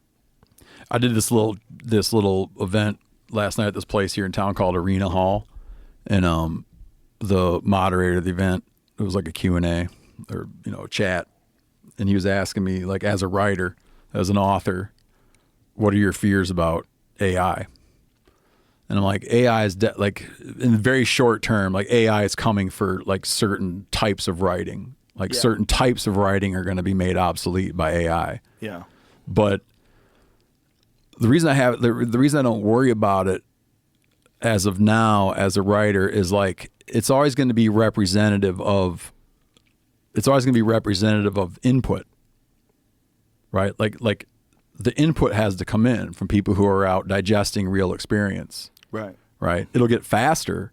You know, the point I use is if you earlier alluded to like the assassination attempt on Trump. The day before that, had you asked AI about details about it, it doesn't exist, right? Like the whole thing gets fed in. Right. So if you remain on some level of cutting edge about thought or cutting edge about analysis or cutting edge about what's going on in the world, you'll have to start being more careful about being like that your work remains at the vanguard of feeding into the system of newness, right? Yeah. And that's going to be like a big challenge. Like a big challenge as a writer. But I remember coming up as a writer too in the old days and being super scared of the internet in general, right? And I was like, man, this ain't gonna be good for a writer. Well, you know, they thought about that with the printing press. I'm sure. Yeah. Do you know what the early books? Do you know what most of the early books were about? No, it was monks transcribing them, but I don't know. No, when the printing press was produced, Mathematics, maybe. Nope. How to spot witches. Oh, really? Yeah. That was a hot topic. Yeah, it was all about witches and witchcraft. Yeah, how to spot sorcery. No, I didn't know that. Yeah, it was a lot of bullshit. Wow. You would think like, oh, it's just knowledge and information. And finally, the world's going to know the truth. No. I had no idea. There's a lot of like how to spot witches. They were the most popular books. Yeah, but I think that like creators, from a creator perspective, you got ones that run away from new, right? Mm-hmm. And you got ones that run toward it. Yeah. I used to be the run away from. I used to, something came out and I was like, this ain't good. What are you now? I guess I've like survived through enough changes in the media landscape that I'm not as terrified as I once was. Right. Yeah. Like, you know, I always said like the first time I heard the word podcast was in the context of your name. Right. And I remember the first podcast we did. You're like, "What is this?" I didn't know what the hell it was. We were at the ice house. The whole setup was ridiculous. Yeah, you had a delayed flight. I had a delayed flight. Yeah, we started real late. You were coming back from something. Oh yeah. But anyhow, I used to be scared of incoming. Well, most people were, especially podcasts. It seemed so ridiculous. Most people thought it was stupid. Yeah. And you even said that you were doing them and thought it was stupid. Well, I did it because I thought it was fun. Yeah, exactly. Yeah. And then, you know, after a while, I was like, oh, this is actually like a business. Mm. You know, I remember having a conversation with you about it. I was like, you should do a podcast. Yeah. Like, there's a lot of money in this. Like, it's real now. Yeah, and I wouldn't have done it had you said it. Well, it seemed... Or I'd have been late to the game, maybe. Yeah. Well, you got on early. Yep. Well, you were such a good guest. I was like, this is like something you have to do. Like, this is like, you have so many opinions on things and you're so well read. It's like a perfect place for you where there's no interruption. You can just have conversations about things. That's like right up your alley. No, I'm glad I did. And then the other thing is it just infuses you with so much knowledge. Yeah. Because like you said, you get to corner people you want to corner. Oh yeah, that's the best part. Yeah, the best part is the unintended education. Yeah. You just have conversations with so many people. And when else would you get an expert to sit down with you for 3 hours and put their phone aside and just look me in the eye? Tell me how this started. Tell me how do you figure that out? What is that? How'd you get involved in this? What's the beginning of this? And then, you know, and it's beneficial to everybody who listens too. It's a weird new thing. You know what I want to tell you about, because it's like this thing I'm trying to hunt down, is I recently had a guy on my podcast whose name is Randy Brown. And my brother Danny recommended him too because he works, he's a fisheries biologist in Alaska. So he came on the show, and what he did is in the 70s, he grew up in New Mexico and always wanted to live in the woods. Okay.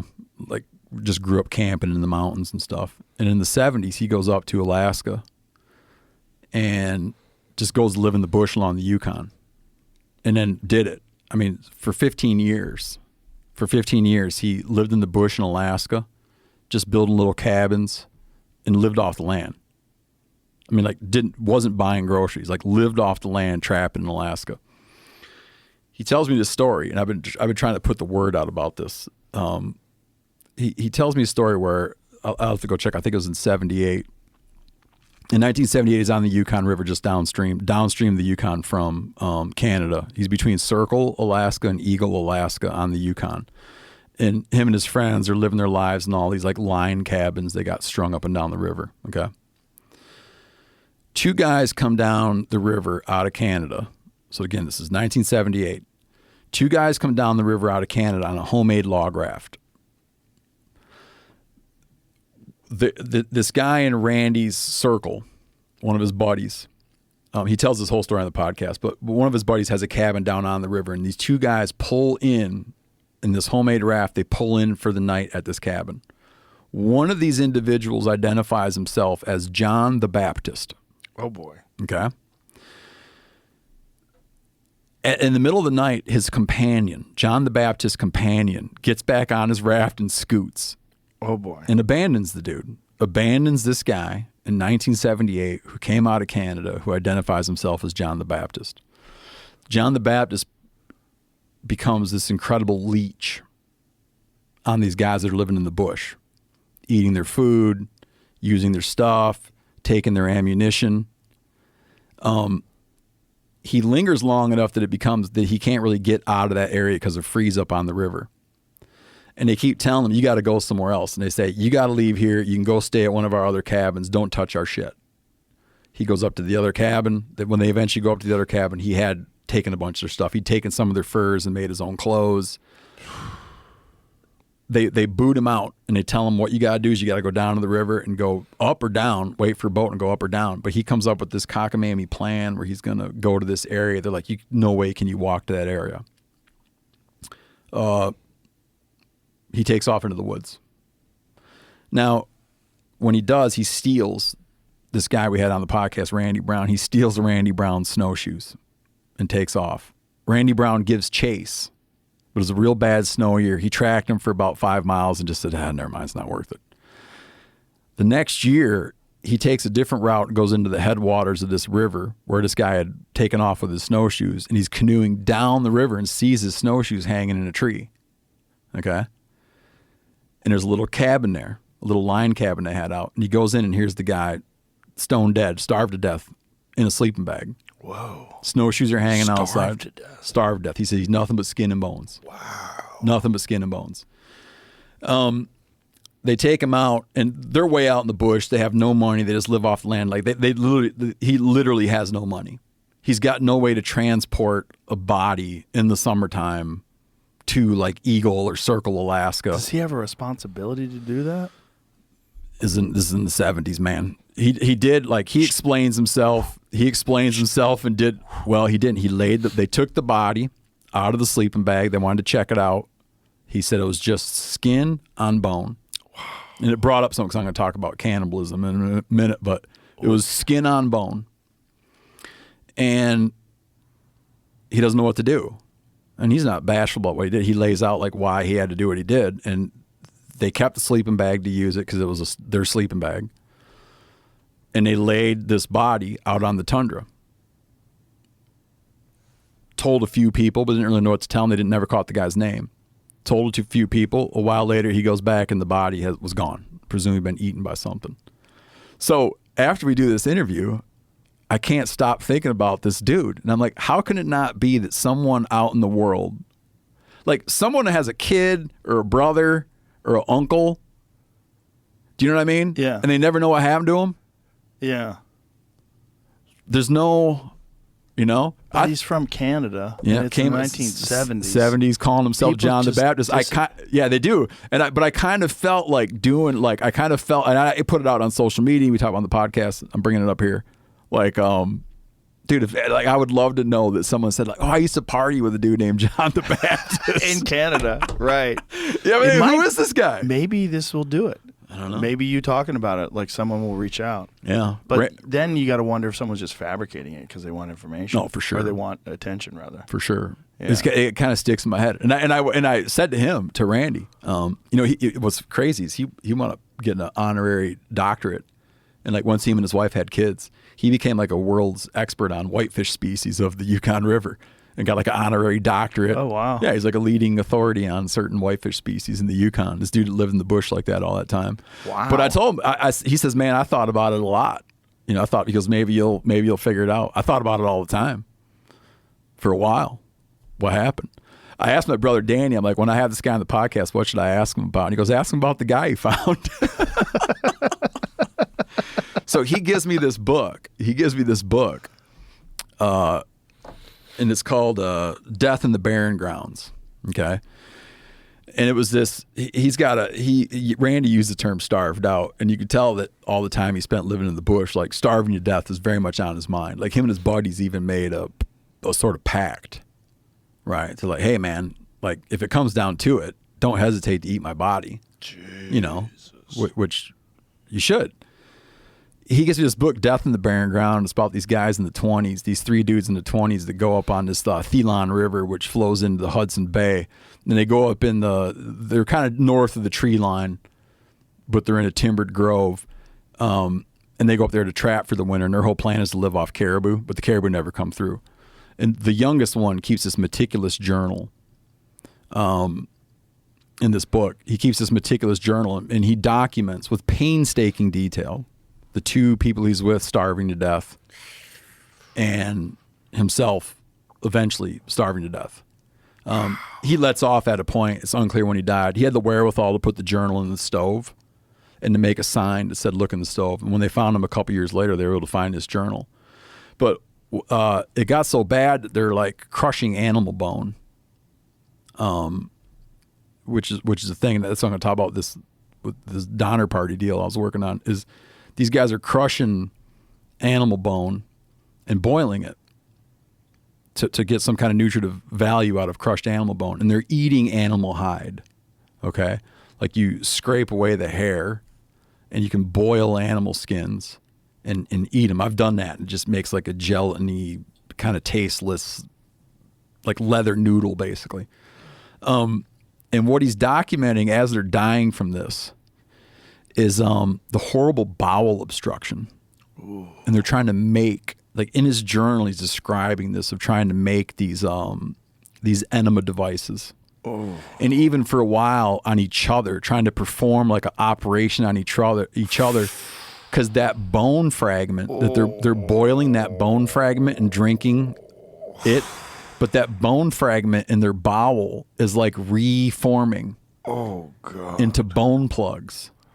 And even when they find these guys years later, a guy from the Canadian Mounted Police is like doing this very, like basically a crime scene description of what went on in here.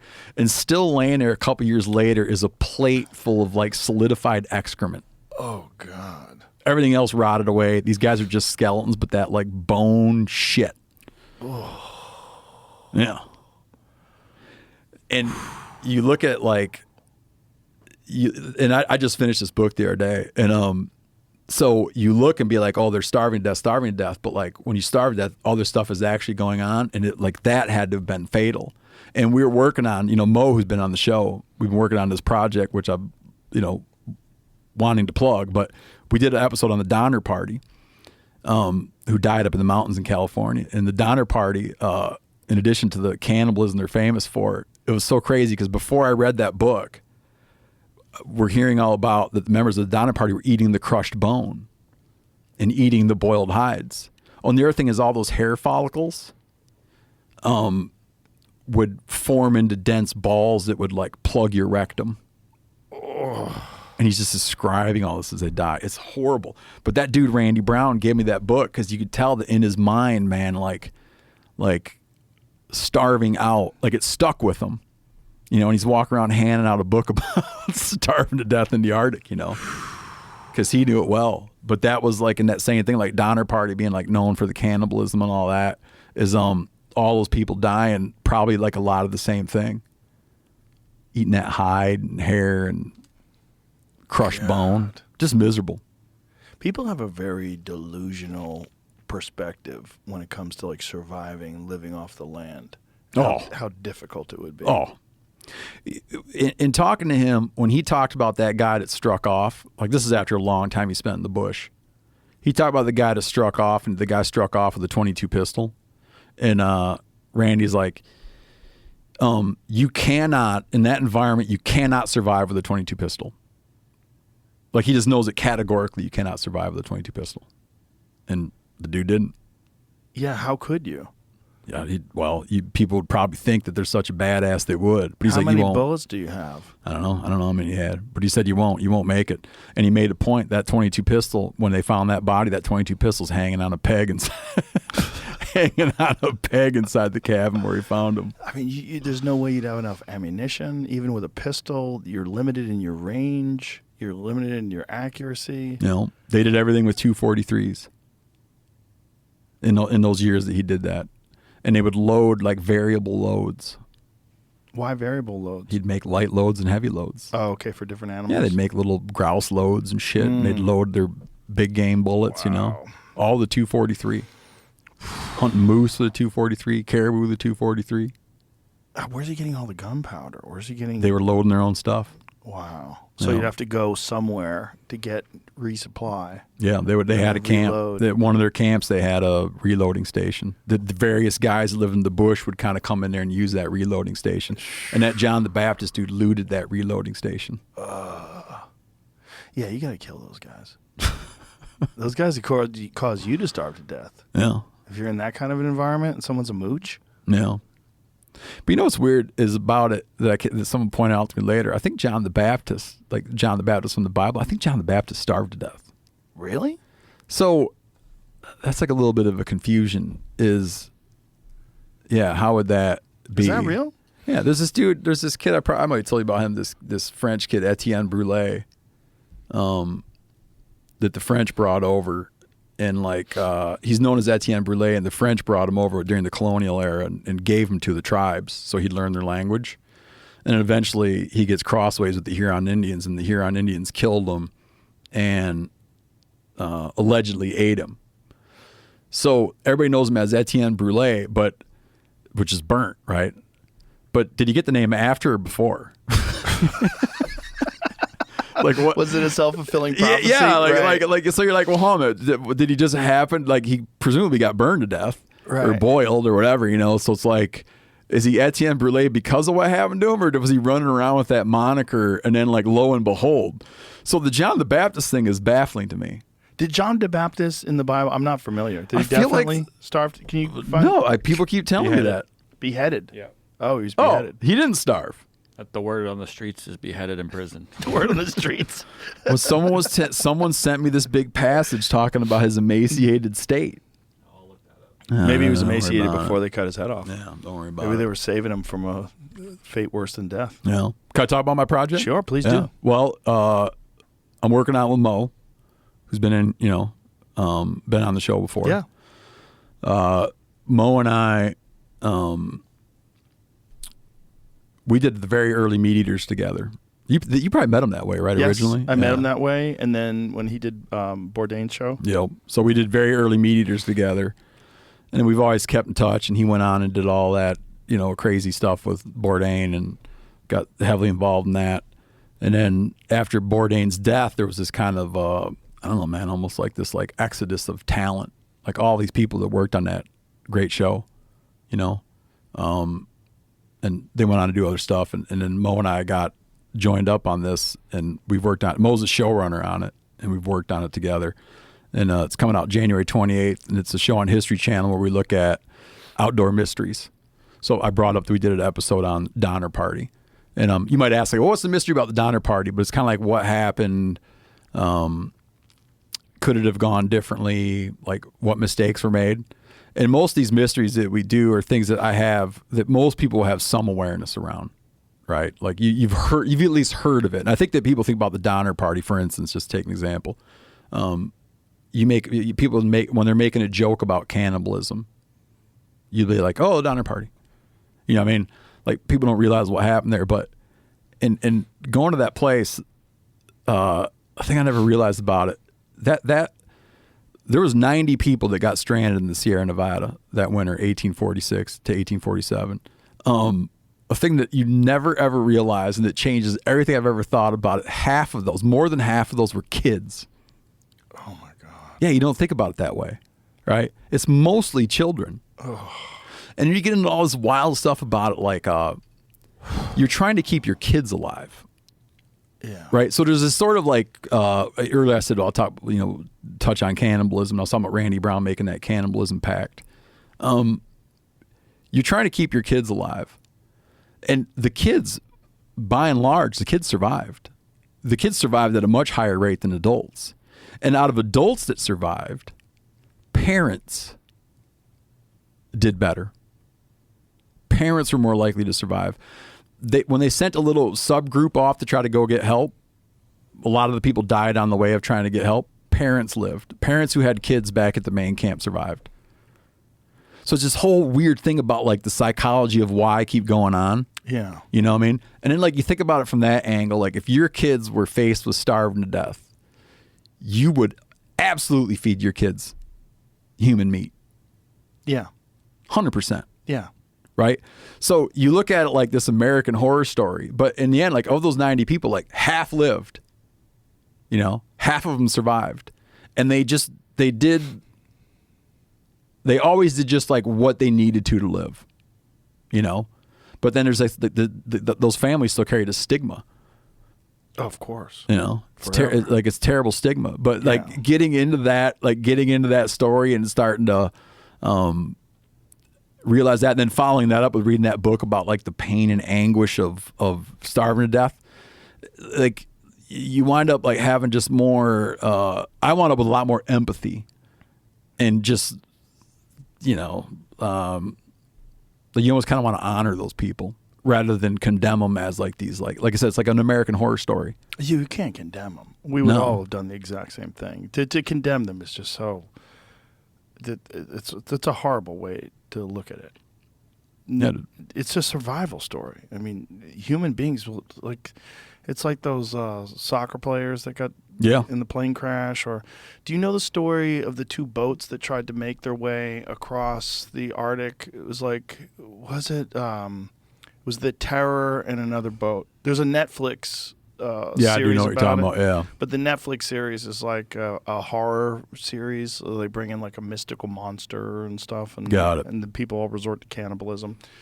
But they tried to make it across this path, and they got frozen in their boats, and they were waiting in the spring for the ice to thaw, and it never thawed, and they got stuck there. And then they tried to walk out and make it to the ocean, and they never made it. And they wound up having to do cannibalism. Oh yeah. In the Donner Party, they would at times in some of these cases they had a little system where you would keep the carcasses separate so that people didn't have to eat their own kin, eat their own relatives.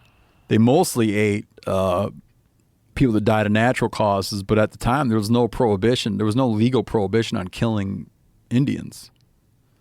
They had 2 Indian guides with them, and a guy murdered them. Wow. They murdered them to eat them and never faced any repercussions for it. It was more illegal. It was more illegal to kill someone's cow than it was to kill 2 Native Americans. Wow. Yeah, he just walked. Everybody knew he did it. Never faced any repercussions for it. Murdered 2 people to eat them. Other than that, they were eating people that were already there. Jesus. When we were up there filming in Donner Pass, we met these people, and they were saying that these guys were doing this thing about places named with Christmas names. And they had thought Donner Pass. They thought like Donner and Blitzen? Oh, God. Not the funniest, man. That's crazy. Yeah. So I spent 2 months, 2 months traveling with Mo, maybe a little over 2 months traveling with Mo, working on this whole thing. It's been fun though, man. Yeah. So what is the name of the show? It's called Hunting History. Oh. Yeah. It's not a hunting show. Hunting History. There it is. There's Hunting me on History. Arrow. Me on Arrow History playing. Channel. That one, that episode, it's like a whole little trailer. So what is the idea of the show? It's like outdoor wilderness mysteries, outdoor mysteries. And we do some things that are decades old. We do some things that are centuries old. When I was, for instance, when I was growing up in the Great Lakes region, there's the first ship they ever built on the Great Lakes was called the Griffin. And no one's ever found that ship. That ship went missing in the Great Lakes. And people are still trying to hunt for that ship. It's kind of like, it's regarded as the holy grail of Great Lakes shipwrecks. There's still people actively searching for it. We did one on Donner Party. What's in the ship that they're trying to get? It would be gone now. It was full of beaver pelts. It was full of about like 6 tons of beaver pelts. Wow. And there's all these different theories about that the crew mutinied, whatever. But there's a guy this dude named Steve Liebert who came out of like naval intelligence, the naval intelligence world, and this guy named Steve Liebert is the latest has the latest claim of having found the Griffin. So I went and dove that site to check out his claim of having identified this ship. Yeah. Yeah, I don't think he's got it. No? No. What do you think it is? What do you think you found? It kind of blows your mind when you think about the Great Lakes. There are literally thousands of missing ships, and then there are many, many ships that are there, but no one knows what they are. And I think he's found a very old ship, but I don't think he's found the Griffin. 6,000 and 10,000 shipwrecks. Wow. Yeah. Wow. The burden of proof on finding the Griffin is hard. So this dude, you've heard of the guy LaSalle? No. He wound up dying down in this neck of the woods. He built the first ship, and he got above Niagara Falls and built a big ship, and built the first ship that ever sailed the Upper Great Lakes. So he went all through the Upper Great Lakes, went to Green Bay, filled it full of beaver hides to get himself out of debt, sends all those beaver hides back down to Niagara, but they go missing along the way. He makes his way down. He winds up being the first European to descend the Mississippi to the mouth. And then later he gets into like a mutiny of sorts down in the lower Mississippi, gets in a mutiny of sorts, and one of his guys shoots and kills him. Just kind of this whole just run of shitty luck. But he lost his ship. So there's all this different evidence of pointing to where this ship might lie. But it's almost certainly like it's somewhere. It's somewhere. You know, because stuff lasts so long. Like in that fresh water, stuff lasts so long. You'll go dive down and look at ships that are 100 years old, 200 years old. Looks like you could refurbish things. Really? You know, except for the ones that get broke up by ice. Yeah. So that ship's laying around. Wow. I'd like to tell you we found it. Well, God, dude. I hung out with a bunch of dudes that are looking for it. The lakes are so big. Yeah. I hung out with dudes that are looking for it. And now people are getting really good at it because all the sophisticated sonar. That's why they're finding all this crazy shit. I don't think people understand how big the Great Lakes are. No. They're literally like oceans. Yeah. They're so big. Especially when you add them all together, you know? Yeah. And in places pretty deep. But yeah, they're littered with stuff, man. And dudes like, there's just common dudes now that can buy really sophisticated sonar and underwater cameras. And people are just finding stuff like mad. Oh, now there's more sophisticated technology. Yeah, because you can just cruise around. You can just cut grids on sonar. So you got dudes that are out there just identifying wreck after wreck after wreck right now. That's why there's a lot of enthusiasm that someone's going to turn this boat up. But it has these big cannons. It should have these big French-built cannons. And until someone finds the cannons, no one's going to buy what you're saying. Cannons? Yeah, LaSalle brought cannons from Europe and mounted them on the boat. So, like, in case someone was trying to pirates, did they have pirates back then? They did, but also they just would, try to intimidate Native American tribes, and they'd get them into the fur trade. But also, there's like rogue people, and you're also at that time the French are duking it out with English had a big toehold up in Hudson Bay. So you got the English there, you got the Spanish to the south, just a ton of conflict, and people still trying to duke it out over who's going to control the Great Lakes. Wow. So there's this argument too, which is crazy. Like picture if we had a naval vessel that sank off France right now. It's not France's boat. Right. Right? Because we have all these agreements in place. It's like our boat. So they would have to hand it over to us. It's flying under our flag. It remains our vessel. There's this argument that LaSalle's ship was flying under a French flag. Whoever finds that ship, there's an argument that the French would be able to claim that ship. So even if some dude, like some freelancer, was to find it and find those cannons and shit and finds this ship, there's an argument that the French could say, we'll take it from here, son. Whoa. Yeah. It's flying under our flag, and our international treaties mean that that's our boat. Which would decentivize me in wanting to find it. Yeah, like fuck that. Imagine you go through all that work. Yeah, they do it for glory. Gold wrecks, like shipwrecks and people like hunting for those things, that's a fascinating world. It is, man. Because if you get lucky and if you find one that's filled with like Roman coins. Yeah.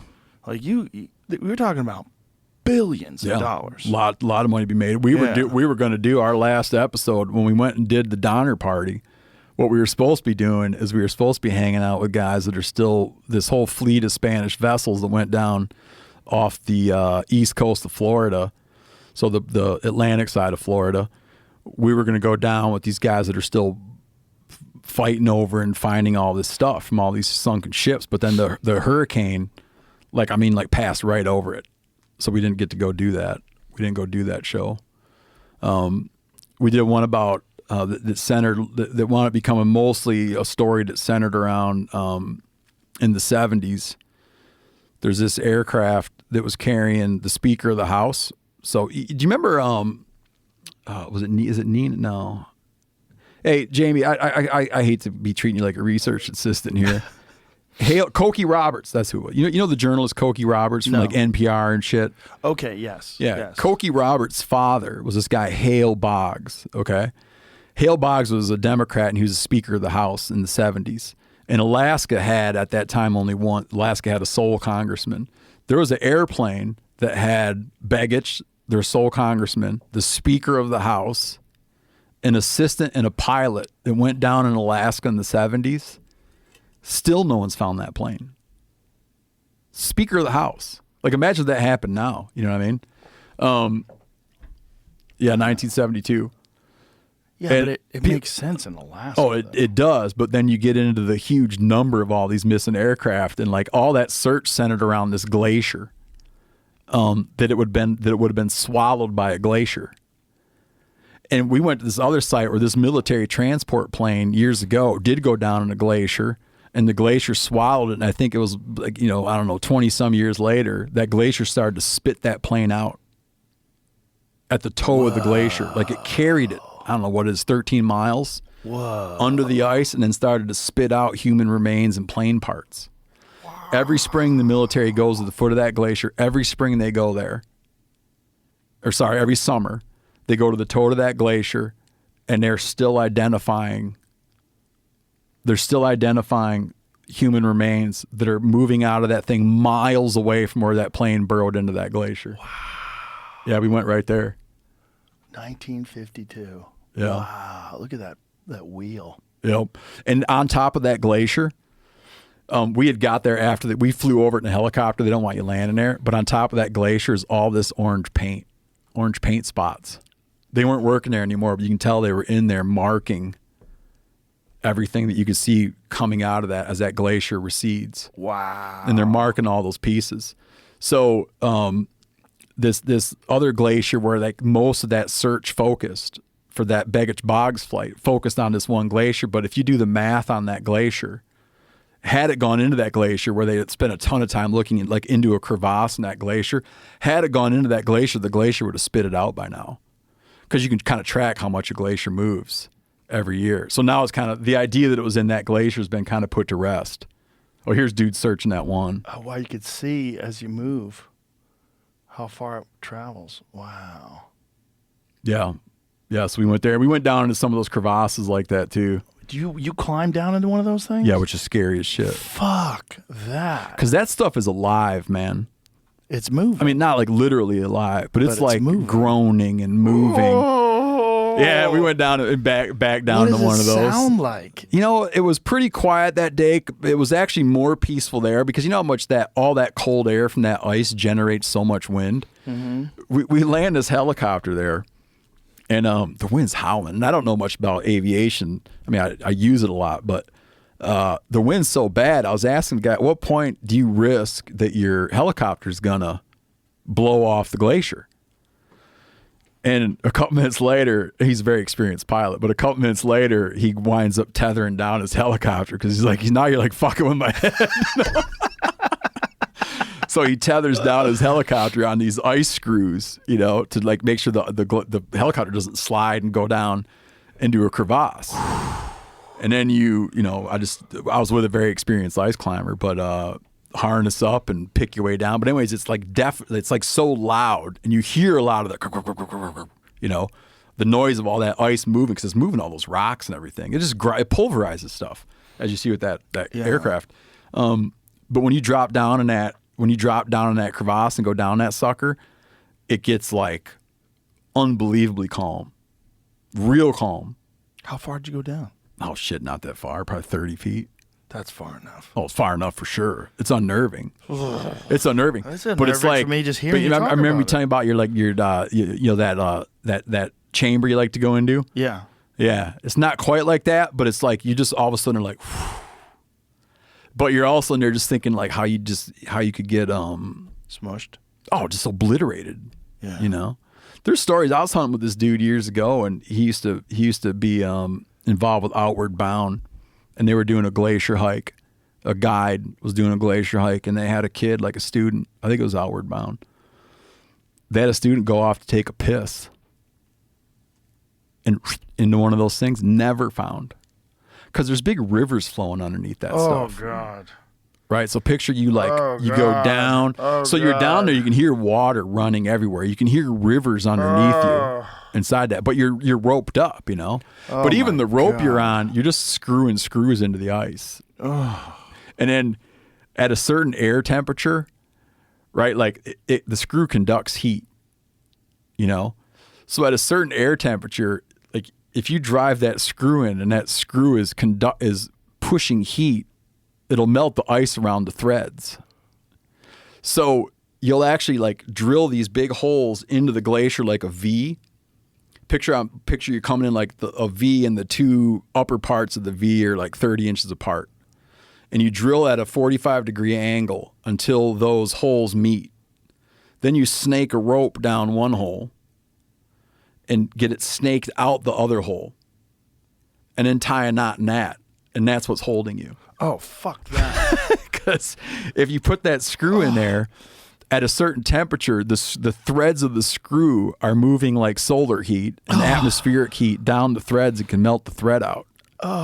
So you're tied in on a little like, you're like tied, hoping it holds on onto a hunk of the ice. And you back down into those suckers, dude. It's like, it's ass pucker. Well, that's how they found the Iceman, right? He was in a crevasse. Was he in a crevasse? Wasn't he?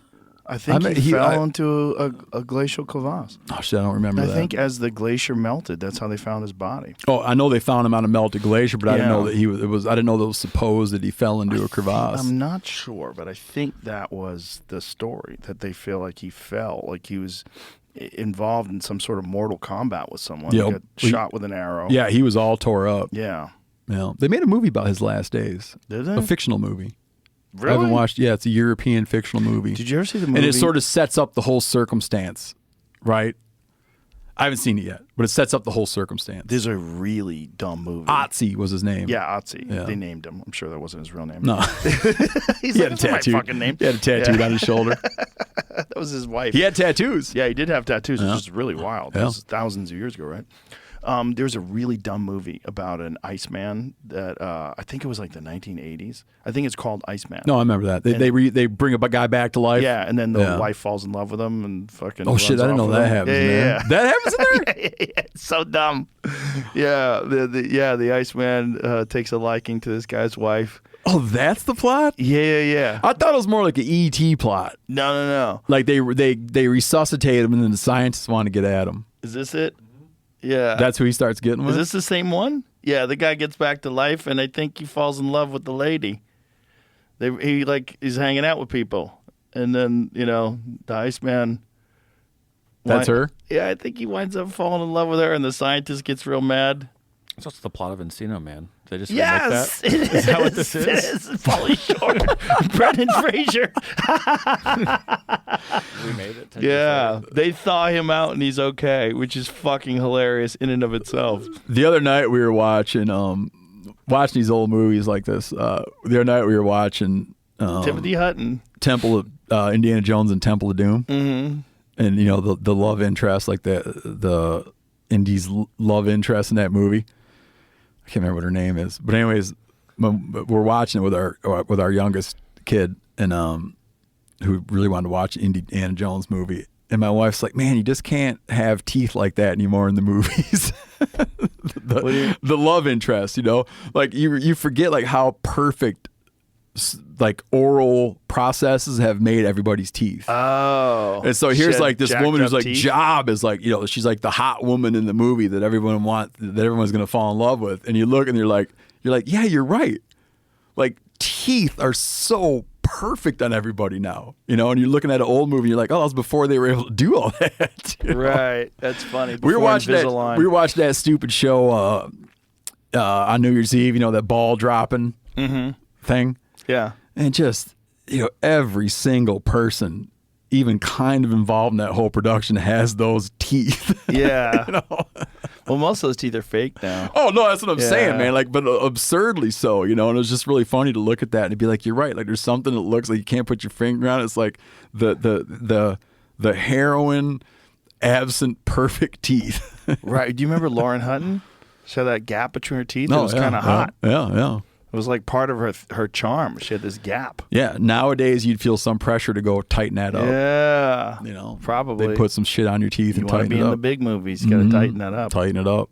It's funny you were talking about the beaver pelts because you were the first person to explain to me like the richest man in the world at one point in time. His business was beaver pelts. Yeah, it was America's first homegrown millionaire, John Jacob Astor. That is so crazy. Yeah, so he was a German. He came over as a young kid. He didn't have, broke, penniless. Astor comes over, just an immigrant, right? Comes to the U.S. He's trying to figure out a way to make his make his way in America. And in New York, he meets a guy in the fur business, like a furrier. And the guy says, "A lot of money to be made in furs." And that was the commodity for North America. When you look at all the English powers coming, or all the European powers coming to establish colonies, it's known like the Spanish come in and they get like all that Aztec gold, all that Incan gold. Other European powers were like jealous about the wealth Spain was pulling out in mineral wealth. And they always thought that in our area up in what's now the continental U.S., eventually gold did come out, but they were sort of like primarily like we need our own gold fields. But what emerged was fur. Fur was our thing. Fur was like the thing of value. So Astor became a fur trader, and helped launch these fur trapping expeditions. And then became involved in what we now call the mountain man area. Like when you hear the term mountain men, the mountain man era. So we in my sort of other job outside of doing my History Channel show, like we do audio originals, and we did one on the deerskin trade called The Long Hunters. It was about Daniel Boone, 1770s in the deerskin trade, and right now we're coming out with one called MeatEater's American History, The Mountain Men, and it covers that like John Jacob Astor era of the beaver trade and what all those dudes. So when you hear about Jim Bridger, John Coulter, Jed Smith, what they were producing a material that would be used to make felt hats. Like that's what that was all about. Wow. Rather than you'd think when they would trap a beaver, so the How Revenant, many fucking beavers were around back then? a lot, more. Even though we've recovered them really successfully, there were far more beavers back then than there are now. But what's the estimated population of beavers back then before people invaded? In the tens of millions. Wow. What are they now? Oh, I don't know. No, I do know because I looked at it the other day, but I forgot what it is. They're very recovered across a big part of their range, but nowhere near what it was at the time. The whole continent was shaped by beavers. Like they manipulate their landscape more than anything besides humans, right? But people had always whittled away at them, Like earlier I mentioned Daniel Boone, like his primary job was he was in the deerskin trade, and what they were using for back then. When you see really old pictures of like kings and shit and they got those kind of white pants on, It's probably a buckskin pant, right? So our whole term with like when we say a buck, something's worth a buck, right? That's about the equivalent value of a deerskin. Right. So, that's where that term came from. Those guys at the same time, they would hunt deer skins in the summer because they wanted them real thin. And then they would switch and they would hunt beaver pelts in the winter for wool felt, to create wool felt. But we kind of gradually extirpated, like wiped out beaver numbers. And then when you get to 1804 and the Lewis and Clark expedition, Lewis and Clark push into the interior, into the northern Rockies and around the headwaters of the Missouri. And when they come back to St. Louis, like one of the things they report on is like, holy shit, like we found the last great stronghold of the beaver is in the Rockies. And that's what pushed this whole mountain man era. So when you watch The Revenant, like Hugh Glass, get mauled by the grizzly, those guys were all like, their thing was they were beaver trappers. And earlier I mentioned the English up around Hudson Bay. So you're familiar with this thing called the Hudson Bay Company from history? Yes. It was like a fur trading enterprise. The Hudson Bay Company and the English always had this model of the fur trade where they would build posts and then incentivize Indians to hunt fur or trap fur. They didn't trap, like the English weren't themselves trappers. The English were traders, and they would incentivize tribes to go trap and bring them the furs. In the Rockies, that didn't work. They couldn't get these nomadic equestrian bison hunters with the program. They thought it was, by and large, the sentiment was, it's beneath us. We're not going to give up our whole life way. Everything we need comes from the buffalo. We live in big family groups. We follow the herds. Like, I'm not going to go trap beaver for you. It's of no interest to me. So then they're like, well, shit, how are we going to get the beaver? And so they start hiring dudes. They start hiring orphans and people that were under indentured servitude and ran away, whatever. They hired these big groups of Americans out of the colonies, the former colonies, because at the time of the United States. They hired these guys and say, you're going to go out and live for years at a time in the Rockies and trap beaver, and here's where to meet us on such and such date every year. So go to this valley, right? Wow. Go to Jackson Hole or go to Daniel, Wyoming, or Bear Valley, wherever, and we'll meet you in June. And you bring all the shit you caught, and we'll give you some more equipment. And like, that was the mountain man era. All that stuff, when they caught those beavers, there's no need. They didn't want the meat. They could eat the meat, but there's no value in the meat. The hide, they don't even want the leather from the hide. That was thrown away. They don't want the main guard hairs. Like, so if you look at a pelt, you got these silky long guard hairs, and then there's an underwool underneath it. They don't want the silky long guard hair. All they're after is the under fur on the hide To line hats. but to make felt. But there was so much conning and scamming of people taking shit that wasn't beaver wool and trying to pass it off as beaver wool. You had to ship the whole hide to Europe so they could confirm that it was in fact a beaver hide, at which they would hire people to pick the guard hair off, shave that underwool off, throw the guard hair away, throw the leather away, take that underwool and turn it into a felt to make a hat. Wow. Like an Ebenezer Scrooge top hat. That's what that shit was about. Wow. So when this dude, when LaSalle, comes over and builds the Griffin, like that first ship, is so crazy. Like, he was building that ship to transport beaver hides, because traditionally they'd always done it with canoes. And he's like, I got a better idea. I'm going to build a giant ship, fill that sucker full of beaver hides, and I'll get rich. Thousands of beaver hides. But his ship vanished. And that's what they were still up to in the mountain man era. And that whole industry was born in this mountain man project we're doing. Like, that whole history was born. You can kind of say it was born with the Lewis and Clark expedition and identifying this tremendous population of beavers in the Northern Rockies. And it kind of ended in 1840.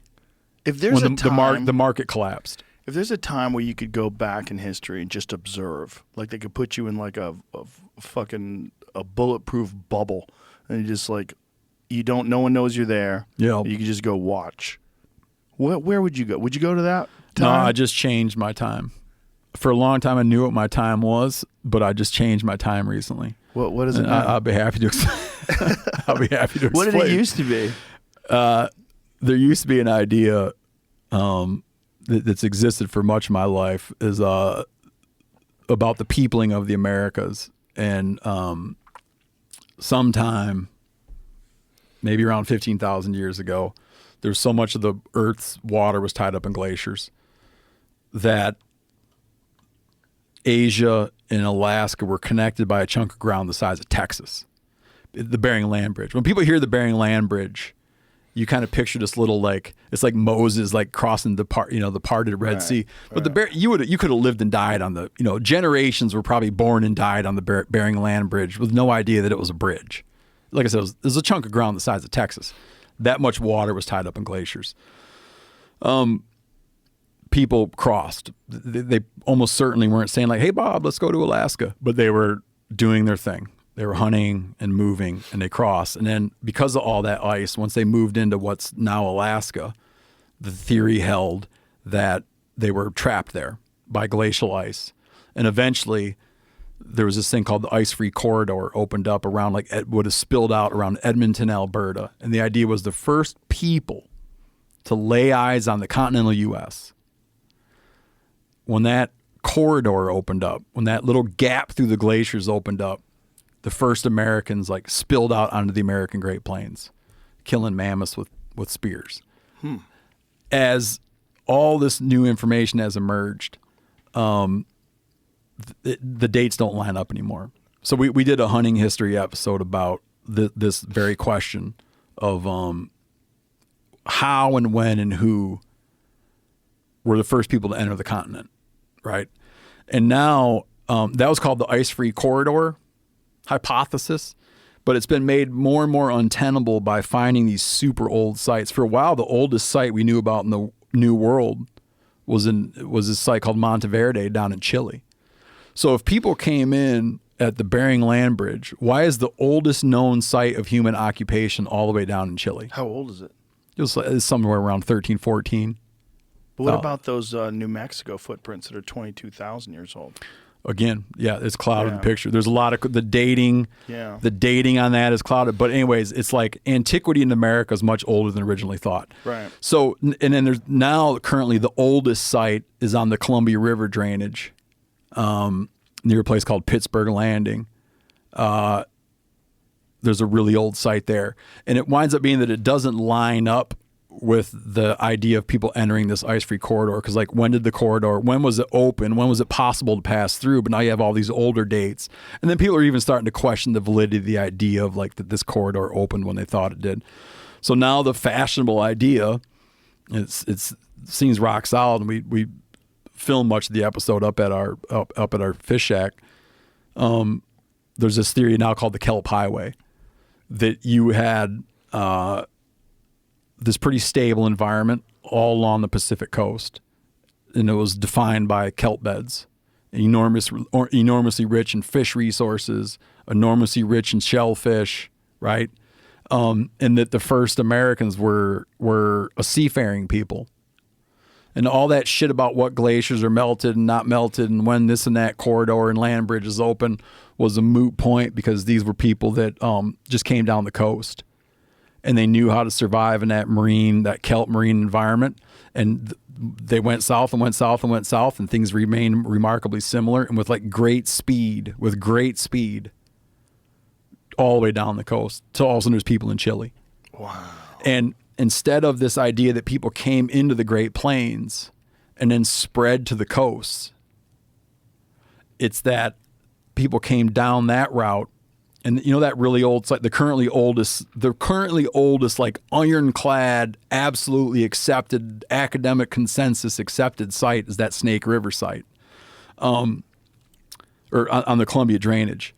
That they came down the coast, and then the continent was populated by people who just followed these major rivers, these salmon runs and stuff. Coastal fishing people migrated up these rivers following fish, and then turned into, over time, became these mammoth hunters and these interior grassland hunters. But their genesis was in these seafaring people, and as people came down, they kind of filled in. So you go to the Tlingit or the Haida, right?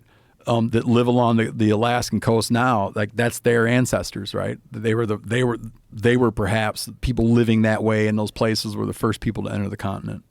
So my time machine would be whatever the hell day that was. That's what it would be. To see that, man. Because picture me the first person or the first group of people to see a continent. Yeah. I mean, you can't even, you know what I mean? Yeah. How do we even know that that's the case, though? We What don't. if there's people that were before that? There's an argument The thing is, like, there's an argument. There's arguments. humans came from Africa, right? That's where the original. the human diaspora. Yeah. is like anatomically, like the sort of widely accepted scientific explanation is that anatomically and behaviorally modern humans, there was many waves of hominids coming out of Africa, but sometime around 70,000 years ago,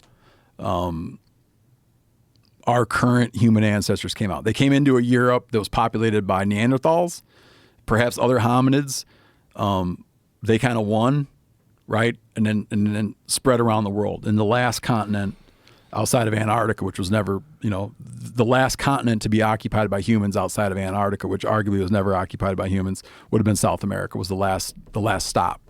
Wow. And what's wild is there's monkeys down there. Yeah. That's what's wild. But man, there's this theory called the Solutrean hypothesis, which is that northern Europeans came over much like 10 plus thousand years ago. There's always these different ideas that someone from somewhere else blew in on a raft.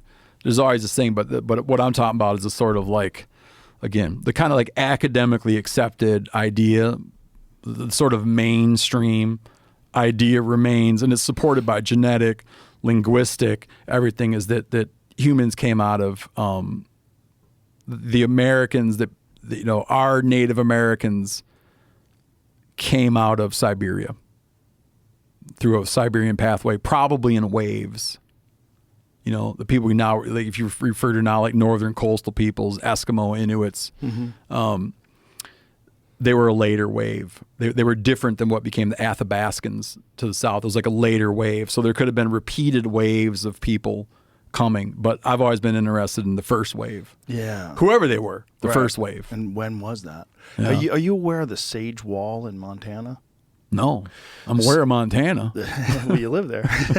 The Sage Wall is a recent discovery. It was on private property, and these people, it was completely covered with woods and deadfalls and everything, and they started clearing it out, and they found this thing that looks remarkably like a constructed wall.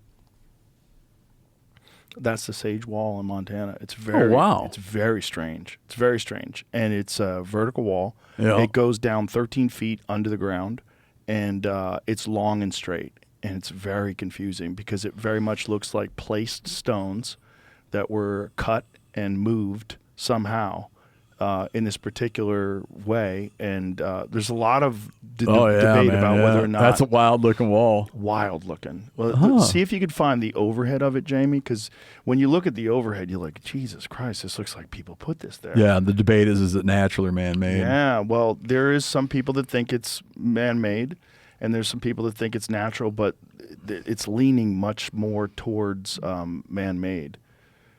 But it's confusing. Because I am familiar. Yeah, I'm familiar with that area. Yeah, no, I got it. It's real weird.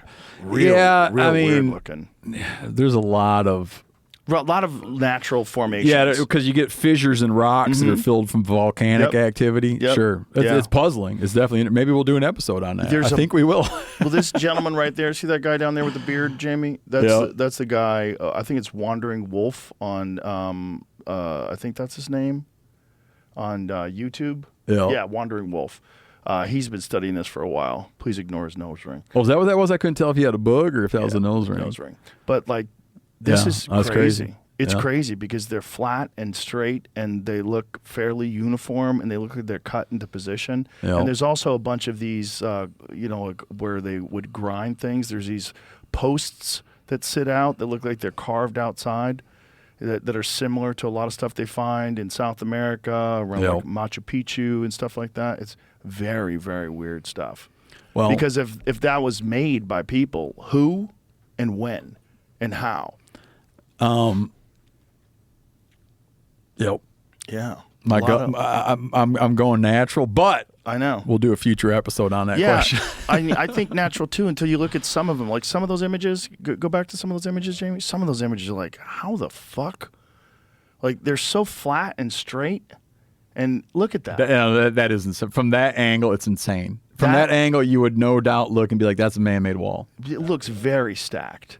They're all cut square. What's that, Jamie? Kind of looks fake, but it does look fake. Is that a real. fake image or is that the real image? I can't tell. You know what? Added to the picture. Yeah. It doesn't look like the same stuff from the video. Okay. Well, let's see some of the images from the video. Well, that one up is that one there is real. That's legit. That looks more real. No, So that looks more natural. That's something different. That's not the same thing. site. Look at the. It looks like that's starting to look like these. That AI. looks like that looks AI. That's to not me. the same site, and that's not No. a vegetation that grows around there. That's something different, goofing around shit. Let me just do the video then. Yeah. So here's a video of this guy walking Yeah, around. yeah. It's really interesting stuff because there's so much evidence of humans, right? The with the mortar and pestle Sure. grinding holes. And shit are all there. So there was some human occupation in this area. The question is, like, was this put there by humans, or is this a natural feature that they found and just exploited? Have you followed that news that has come out about that boy, that Anzac 1 boy in Montana? No. Sounds like a Spielberg movie, don't it? Anzac 1. It does. So there's a Clovis child that they found years ago near Wilsall, Montana. It was from a Clovis hunter culture. This child had been buried with projectile points and ochre. And they've recently done work on like stable isotope work, and it was like he had a diet of woolly mammoth. Whoa. Yeah, which people had always thought. Yeah. Right, but that's like this thing that gets always kicked around is and I have a friend David Meltzer. I don't know if you're looking for guest suggestions, but Heffelfinger and Meltzer, you fucking love them. But anyway, Meltzer, he's an anthropologist, and he's always been involved in this debate about where these Clovis hunters and these Ice Age Americans, like to what degree were they really these like northern wild men killing mammoths with spears and shit, right? Mm-hmm. And people have tried to like over the years sort of emasculate these Ice Age hunters, being like, oh, they probably weren't really killing all these mammoths, They probably found them and scavenged them, and explaining away, David would hate me saying this, but explaining away evidence that they were slaying mammoths, and also explaining away the theory that that they killed all the mammoths, right? Mm-hmm. And they were eating a much more varied diet and using plant resources, and they were kind of like a kinder, gentler Ice Age hunter. Mm-hmm. So it's funny that out of this, as this debate is always waged on, it'd be like this accusation that in creating our idea of these Ice Age hunters, you create the kind you wish was there. Right? So a dude like me is going to be like, yeah, man, mammoth hunters. Right. And then some other dude would be like, oh, no. Berry pickers. Yeah, berry pickers, right? Like they were gentle. But they've finally just did all this work, and lo and behold, he was young, but he was eating drinking mother's milk, and it was they were mammoth eaters. Wow. Which backs up this idea that those big ass points they made were like being used. I participated in this study. Me and some of the guys I work with participated in this study with Meltzer, this guy named Metin Aaron, who runs an experimental archaeology lab at Kent State University. And they gave us all these stone tools. And we had a dead bison laying there. And we were supposed to just spend the day butchering the bison with stone flakes and also with Clovis points. So we're supposed to butcher half with Clovis points and butcher half with stone blades. They just want people who were like expert butchers to do it. Like you don't really know how anybody did anything, but just to see. Because what the problem they have when they're looking at the archaeological record is the only thing left is bone and stone. Everything else is gone. So when you find some mammoth, you find a mammoth rib cage eroding out of a riverbank, and lo and behold, there's a projectile point laying there. We had always said, someone stabbed it with that point and killed it. But do you really know that? Right? You'll see a mark on a rib, and you're like, see, they shot it in the rib, and that's why it's got a scratch on its rib. Well, do you really know that? We just assume. Right. So we did this project to butcher this whole thing, a fresh dead bison, all with stone points, and then they went and cleaned all the bones. This guy John Hayes from Hayes Taxidermy Studio did this way to treat the bones and clean them where you're not messing up the bones at all. So now you have a set of bones that you know what happened to them, right? And you have a set of stone tools that you know they were used for. And the idea is you're creating something to compare, Like there's this famous Folsom site where all these out of New Mexico, where all these bison skulls, these Ice Age bison skulls, they look different. Like that skull you got out in your studio, The steppe or bison. in the enter. Big horn, longer horned animal. They all got these cut marks on the bone right here, inside the jaw. And then people have been like, oh, it must have been from extracting the tongue. And I even thought that. I went to SMU and looked at those skulls and held those bones in my hand. And I'm like, oh, look, they were probably getting the tongues out and made all those cut marks inside the jawbone. But what's funny, in going and extracting the tongue with stone tools, I didn't do shit with have left any kind of mark like that. And again, you don't know how they did what they did, but it creates an interesting data set so that when you do look at cut marks on bones, you can start putting together what might have caused it. What he wants to work on next is they want to do an ostrich. What do you think those cut marks were if they weren't extracting the tongues? Dude, I got no idea. Wow. You're looking at them right there. I don't know. When I extracted the tongue with stone tools, and I didn't have any need to go anywhere near that thing like that. I don't know, but it just goes to show, like, you look at stuff, you find a projectile point with a rib cage, and you're like, they stabbed it. Right. But then, well, maybe we're looking at Clovis points all wrong. Maybe Clovis points were knives. Maybe that big projectile point was a Clovis knife. Or maybe it was both things. And maybe when you find a mammoth skeleton and it's got 2 or 3 broken Clovis blades, it wasn't that they had been jabbed into it necessarily. Maybe they were the butchering tools. But then what would be the killing tools? It's a great question. Yeah. I personally, like me not being an academic who's invested my entire career into this question, I do know this. Like, I think that when people talk about, oh, they were finding them, like, I spent a lot of time outside. You just don't find all this fresh dead shit laying around everywhere, right? Right. You could spend many days out wandering around the woods. You don't find like fresh dead, right, edible materials. Right. You find rotten shit, dried up shit. You find skeletons. But I have a hard time swallowing the idea that all these mammoth kill sites were just where they happened to stumble across a fresh dead mammoth. Yeah, that seems ridiculous. And cut it up with a projectile point. Nah.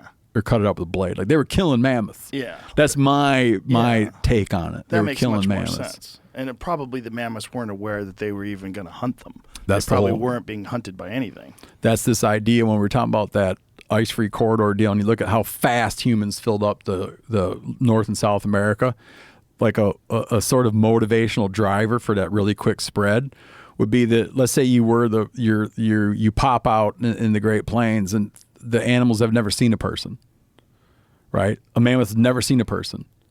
You just walk up and kill it. Right. And you do that for a couple months in some valley, and then everything gets like, oh shit, it's one of them things, and runs away. Well, jump to the next valley.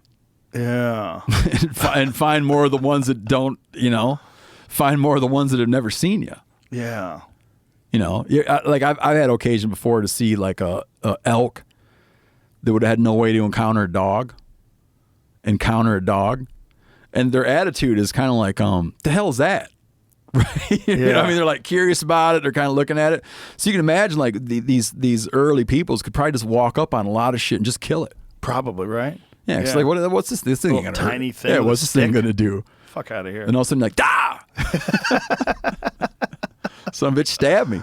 So that was an idea that pushed like how fast people spread around. And then they weren't fighting each other because they were all this. There's no competition for resource. They're not fighting each other, and they're enjoying like very high reproductive rates because they're drowning in food and there's no conflict. I wonder what the wildlife populations were like back then too, before humans. Like when humans did encounter, when they first encountered North American wildlife, I wonder what the populations were. Staggering. Must have been crazy. Just staggering. Wow. We'll never know.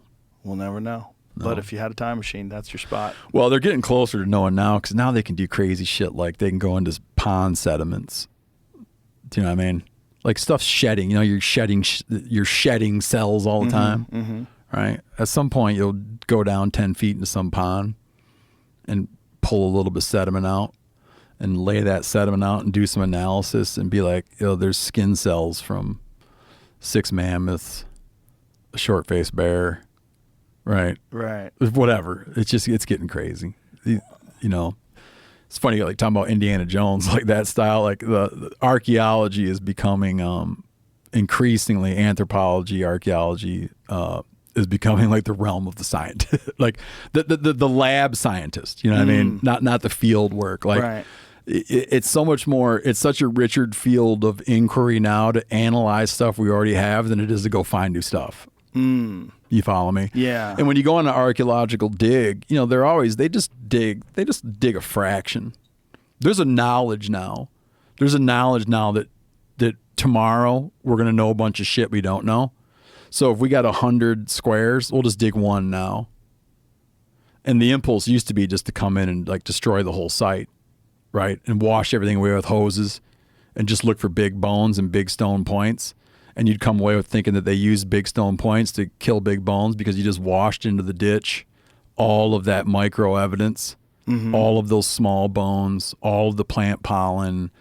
You just washed everything away because you kind of knew what you were looking for. Right. So we probably make the same mistake now. So when you go to a dig, they just go like, we'll just check this little square and then leave, you know, this is protocol now. Knowing that in 10 years, 100 years, whatever, someone's going to have a way better way. They'll stick some little stick down there and they'll tell them everything they need to know, you know? Did I tell you about my friend John Reeves? Did I ever tell you about the boneyard in Alaska? Oh, yeah. No, you had him on the show. Oh, yeah. He comes on the show every year. He was supposed to be the last guest this year, but he got pneumonia. So he's coming on in February. Oh, that shit's fascinating, man. man. That place is crazy. You know, it's only 6 acres. Is that right? Yeah. 6 acres, thousands and thousands of bones. Yeah. And what he thinks is it's like some sort of a natural disaster took place and probably asteroid impact. There's a thick layer of carbon. Yeah. Thick layer of carbon. And in the permafrost is all these bodies. And they think that it's probably just washed all these bodies into a ditch. And that's why there's so many of them there. It's at the perfect spot. Yeah, perfect spot. They found animals that weren't even supposed to be in Alaska there. Yeah, it's like if you had La Brea tar pits to yourself, man. Yes, exactly. But it's all his property, so no one can go there. So you know, they've found them in the East River now because it turns out that which museum was it, Jamie? Oh yeah, no, yeah. They dumped some of the bones into the East River. So these people have actually gone down there and found them in the East River now. They found a bunch of bison bones and all kinds of shit in the East River. Which is really crazy. No, it is. Because exactly where they said that they dumped these things off, they found them now. It's really wild. And so, that's a fact. Yeah, you should go to visit this guy's property. I would like to do that. That would be a great episode for your show because this whole thing is crazy. Yeah. You know, and they may or may not have found human remains there. Oh, they can't talk about it. I imagine not. That shit gets pretty complicated in a hurry, man. Archaeological. Yeah, it gets a little. Yeah. We did one on the Lost Roanoke colony, and there's archaeologists working on what happened at the Lost Roanoke colony. And the minute you bring up like human remain conversations, people it's just like shut the fuck up. Yeah, because things get real weird, enormously complicated. Yeah, I recently met a guy that does. He's Puebloan, so he's from one of the pueblos in New Mexico. And his whole focus is on, he does repatriation for his pueblo. Like, for people not familiar with the pueblo, it'd be like basically, it's akin to a tribe, right? He works on repatriation for his tribe, mostly focuses on remains. Getting back the remains of his ancestors from all these museums and stuff. Wow. They want them back. Yeah. And I had said to him in this conversation, I'd said, hey, why can't there be like a deal to be struck where you just say to the museum, like, okay, you keep 1 gram of that bone for your work. Keep a gram of the bone and give the rest back to us. And he said that would never be acceptable to us. Be like the same way if someone went and dug your, right. Someone dug your grandpa's bones out of a graveyard. And later you're like, hey, let me borrow his foot. Give me my grandpa back. I'm like, no, we're keeping it. What? Really? Yeah. We're going to do studies on him. God, it's so complicated. So I think that it would be finding that. And then what complicates a lot of that human remains stuff too, especially with stuff that he's talking about, that stuff he has is as old as it did, is there's a little bit of a question, like the groups that are there now, peoples that are there now, were they the peoples that were there before? Right. You know, because people move all the time, right? You just look at like how the Comanche moved. Look how the Sioux were in the upper Midwest and in areas in Minnesota and wound up, you know, coming westward and all this movement. So when you have bones, there's always a question of, well, who, you know, typically it goes like this. It was like who was currently on the land. But when you're talking about bones that are 10, 11, 12,000 years old, there's like a little bit of in my mind, there's a little bit of a question of like, well, who do you, how do you know that person's direct descendants aren't in New Mexico? Right. You know, think Right. about how much time passed. Yeah. Like, are you giving them, like, are you giving them to the wrong people? You know? Right. That's a very good point. Yeah, because people moved all over the damn place. It's fascinating. But with stuff. the Pueblos, it is not that. Like with the Pueblos, it is like people that have had occupation on these places for hundreds of years, and people just came in and hauled their ancestors out. Wow. To stick them in museums. I was at a museum with my kids over Christmas break. I was at a museum in Chicago, and we go into this exhibit, and all the displays are papered, so you can't see. And there was a sign that just said, like, we're in a repatriation issue. So they blocked it all. Wow. You know, whatever, I don't even know what was behind the paper. Whatever the display was, they're in a custody battle over their display and blocked it for view. And years ago, I went to Salta to look at those children of the corn. You know, you ever hear about those children, those Incan children that they left on that mountaintop and they kind of freeze dried? Mm-hmm. They have 3 of these children they found, but whatever the deal they made with the Incan, the contemporary Incan peoples, the deal they made is they'll only display 1 at a time. And when I went, it was the child that had been struck by lightning after the fact, and it was, you know, you just walk up and it's in a case, but you're looking at someone's baby, you know. Wow. Looking at someone's young child, it looked like the kid looked like he could stand up and walk away. Really? Perfectly preserved. Even like the feathers are perfect. Wow. Yeah.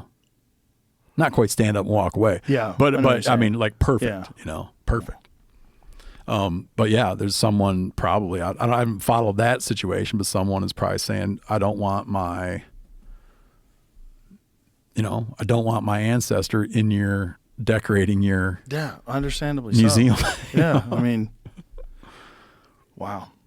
Listen, man. Oh, here's something that he found. Look at this. This had been sawed. Oh, no shit. Yeah. So the piece that's missing, He found that like that? Mm-hmm. The piece that's missing, that's cut right there, that was a piece that they made to date it. Oh, I got it. But the top part had been sawed. Huh. Yeah, I forget how old that was. No shit. Yeah. Yeah, but that's from John. That's from the Boneyard. I'm going to introduce you to him.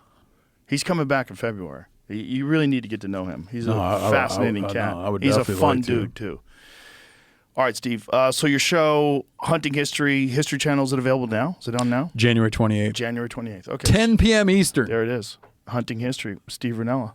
There it is. All right. Thanks for letting me plug it, man. Oh, always a good time talking to you. I appreciate you brother. letting me come on and plug it. There's the mule deer that we shot together. No, I like that, man. 12 years ago. Yeah. Time flies. Yeah, it's your biggest animal to date. Isn't that crazy? It's kind of crazy.